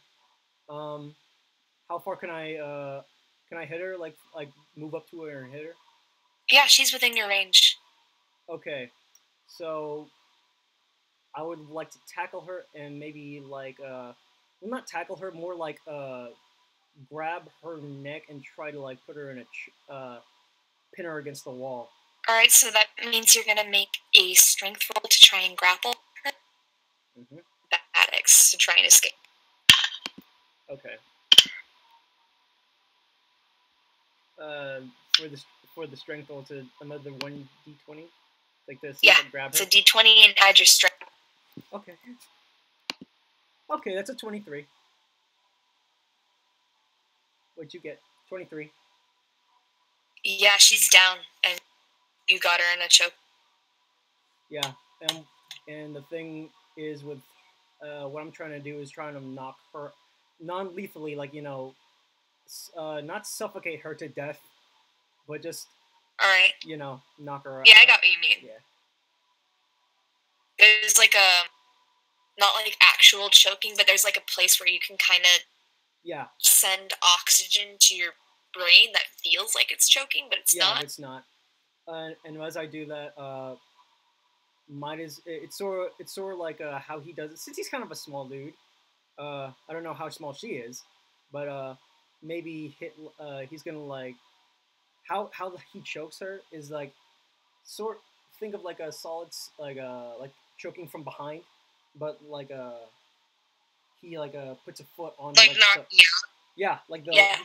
foot on on the back of the knee, so like she bends over to the ground, and he'll like Yeah. choke her like that. So the damage would be, since it's not I'm gonna say like a plain D4 for that. plain D4. All right, since I don't want to hurt her. Oof, hold on. That'd be a 3. Okay. And as I choke her, I whisper to her. It's been enough casualties. I've killed enough people. I don't want you to be another one. Go down, and he's begging, go down, please. She's not really. You can feel her now that you're like sensitive, and so she can't even like make any words out with how tight you're gripping her neck. I'll be right back, you guys. Give me a second. All right. Yeah, You go ahead and keep going. I'll Yeah. just be right back. I'm just like telling her. Basically, what I'm telling her is, go down peacefully. Don't resist. I've already killed so many people today. Hopefully, she hears this. She does hear you, but she's in pain, and on her turn she's gonna try and resist. So she's gonna make an acrobatics. And I need you to make a contesting either athletic or just athletics roll. Okay. 9. Looks like my grip has been loosened a bit. And she got a 2. Oh, well, never mind. I'm still holding on as tight as ever. Yeah. And then next is technically Joanna's turn. And as you have her pinned and choked in that chokehold, you got some cheers going. Alright, what's happening? What did I miss? She's still in the choke. Okay, so what now? You could come over here and bonk her on the head non-lethally to make her sure she goes out faster. Alright, I'll do that. What Alright, is so your movement extends to about here. Shh, Nikes. Can I hand him a weapon? Like, You can? You could grab one of my battle axes and give it to me. Okay, I'm gonna grab your battle axe and give it to you so you can knock her out gently. Non-lethally. Do I have to do the same thing? Would that be the end of your turn? Or an action. What was that? I said, does that count as a movement or an action? I'll say that counts as a movement and a bonus action, so I'll let you do something else as an action. Okay. I don't know what else I could do. I'm gonna heal myself. How many slots have you used?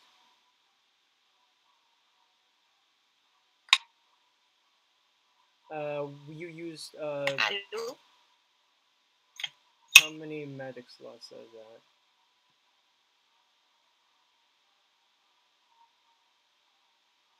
So that depends Victor on voices. Yay, Victor voices. Amanda, how many slots did you use? Since you can only cast so many spells in one day. Oh shit. I used, I think, a lot. You used 3 to 4. Yeah. So. Because I used the 100 mark and then I used Cure Wounds twice. So that should be it. Is that all your spell slots, or is that Yeah, there's three spell slots. All right, so I think you're kind of out of magic for today. Okay, that's okay. But you could also use that action to like tell me off or whatever, or like please the crowd. Please the crowd. I don't know. You could flash him or whatever. No. I don't know. I want them to get like on board with the whole like weird dynamic with each other with us. So I don't think telling you off would be. Yeah. So just like you could just like watch. You watch this whole shindig go down. Yeah, why not? So that's it. Is that going to be it for you? I guess so, yeah. All right, I see. Yeah. Still gonna Please spare her. poke her out, like, so just a normal 1v4. So still got her in that thing, and I'm also I'm still begging, like saying, please go down, make it look real. That would be another 3. Popcorn. All right, Watch so this. roll that plain deep. Let's get that non-lethal damage. Yeah. Let's watch this let's watch this incredibly strong but small man choke out this poor little girl.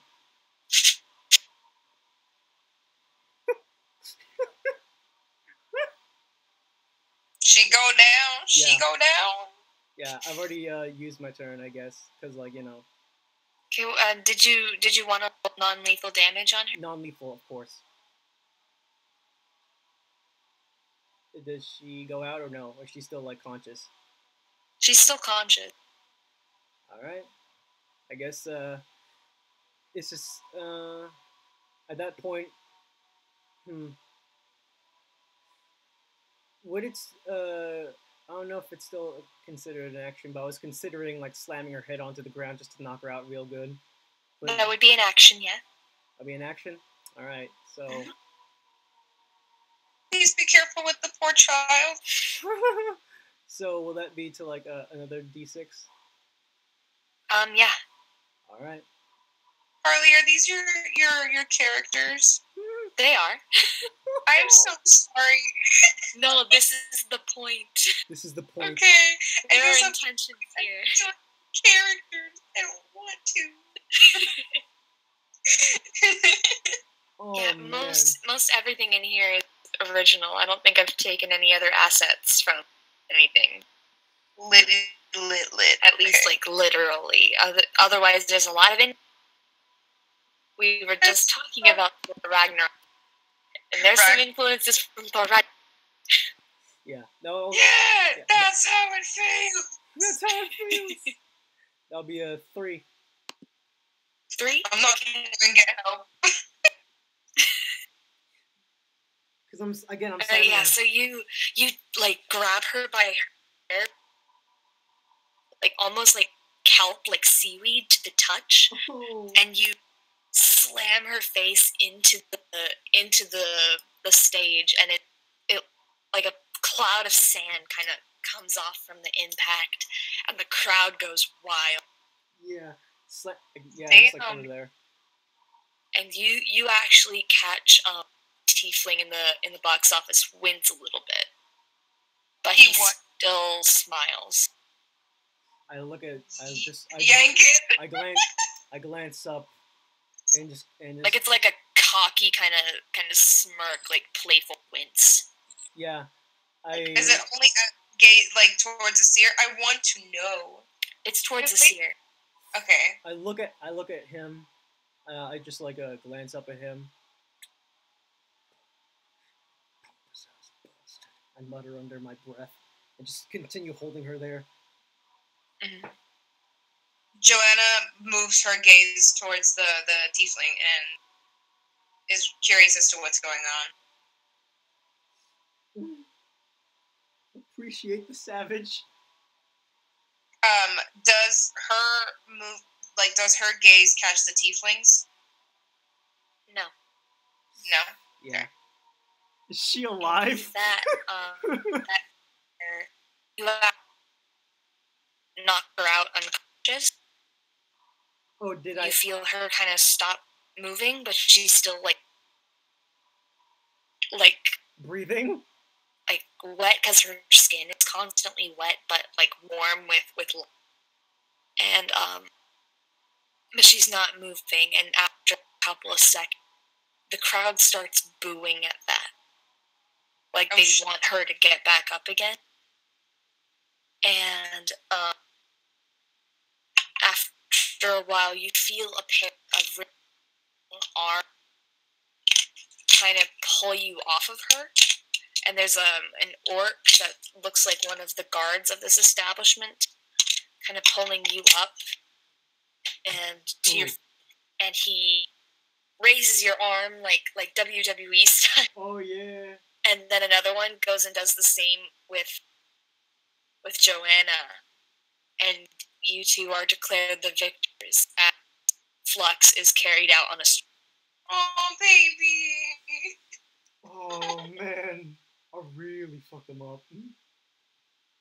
And with that, the robed and the tiefling rise and start applauding, and the whole stadium starts to applaud for you. And the man in the robe said, "The winners are Asir and Joanna. They will be proceeding to the next round. Come and see them again and witness the heroes of Vintage Hall." When the orc raises my hand, and after they all do their thing, I yank my hand away from him and then just straight up like look at the two men, just look at them, Joanna sort of gains like a panicked look on her face, but like tries to hide it because she thought that just like after this round she would be able to get out, and she isn't. Yeah. Oh man. So she's then the team goes to speak, and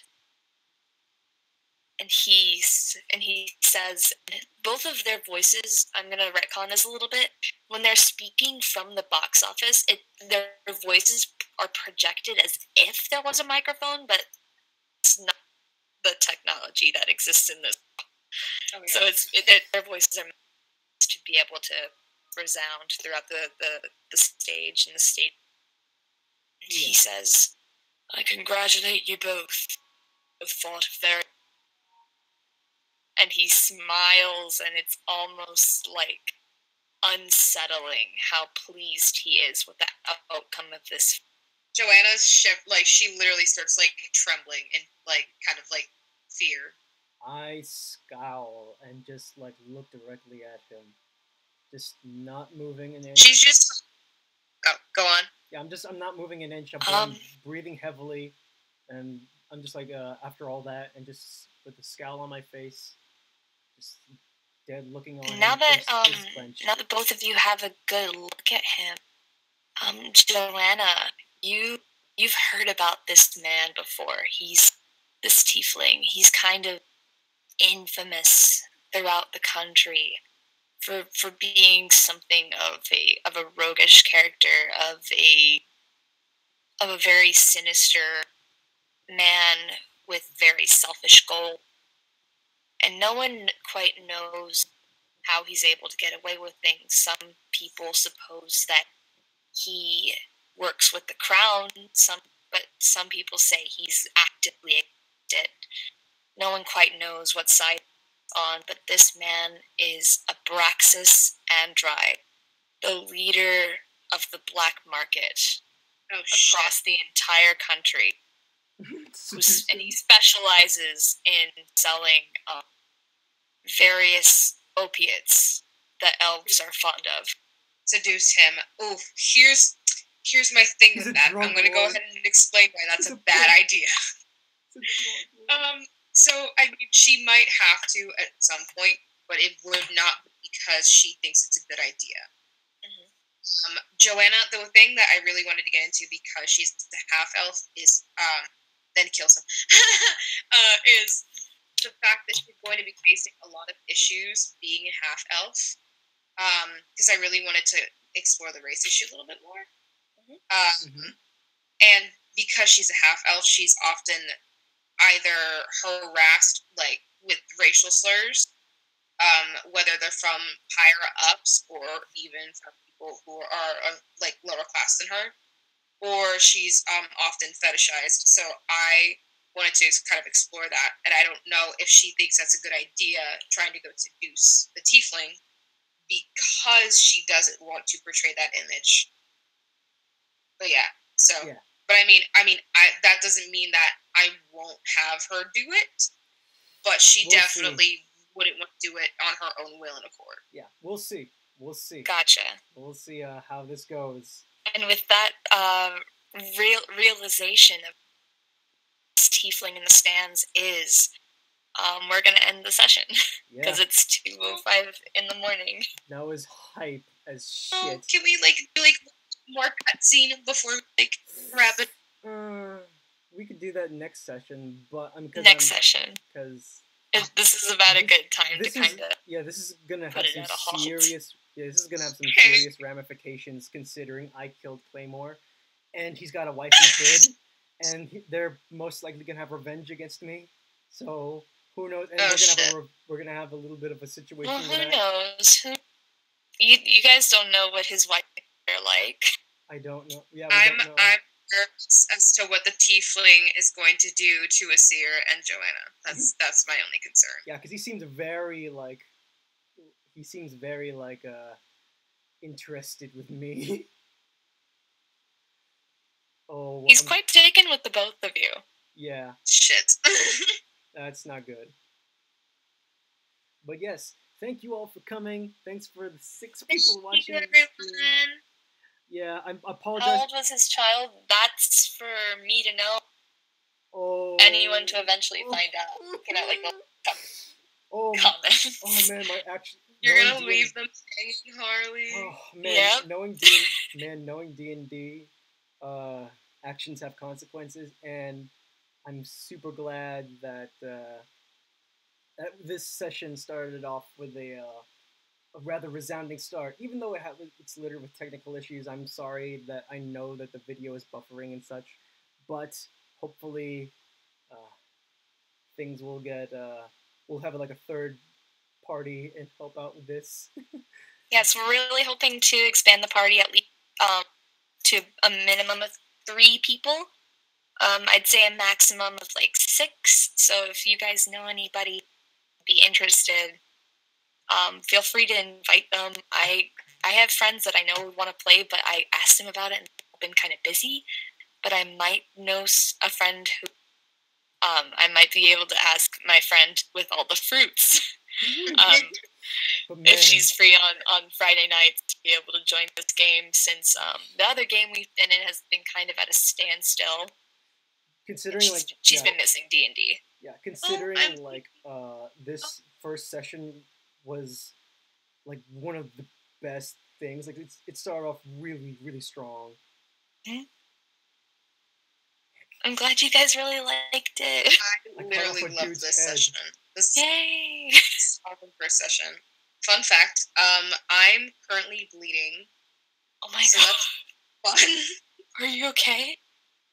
It's just a small smidge of scratched.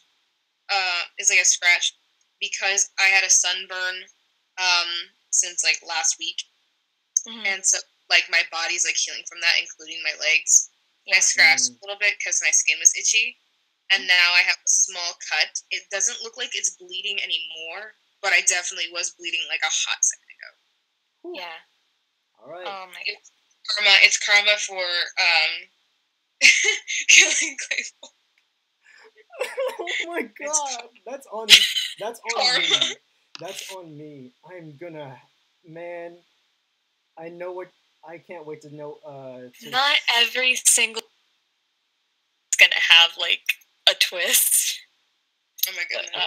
I cannot believe that what you have planned for my guy, considering that this is a very big moment that happened. Technically, it's another like a daily thing for him, but I can't wait to know what you have planned for him. Considering, oh man, this is a I mess. just next. I'm so excited. This is a I'm mess. glad. I'm so glad you guys like it. This is a mess. Oh, all right. Oh my god. Well, Okay. with that, everyone, I thank you all for joining the live stream. Hopefully, it wasn't too boring and too much. Was filled with too many glitches. However, we'll be posting. I'm going to be posting the Discord for this game. For anyone who wants to join in and make some fan art or whatever, and we start a community, start a fandom here. So Start a fandom. Do it. Start a fun community and just like if you want to play, we do have some party spots open if you're interested in playing with us, or if you just want to like watch and enjoy, you can get all the updates for whenever we stream or just chat with us because we're fun. yeah. I like to think we're fun people. Yeah, indeed. I like to think so too. Yeah. Sadly, I checked the stream's health. It's at red. So yeah, no wonder why y'all were receiving buffering. But appreciate all that came in. So hopefully, yeah. This sounds fine to me. I've been listening to it this entire time. Yeah. Hopefully, next session we could do Roll20 with a better map, as well as hopefully an additional player who could help out with the streaming. So yeah. Well, next week, it'll probably have to be kind of late again, because I do work that day from 5 to 9. That's fine. That is totally chill. I have a bunch of stuff to do Friday, so it's all good. Awesome. All right. See you guys later. This is so fun. Yay! Ta-ta!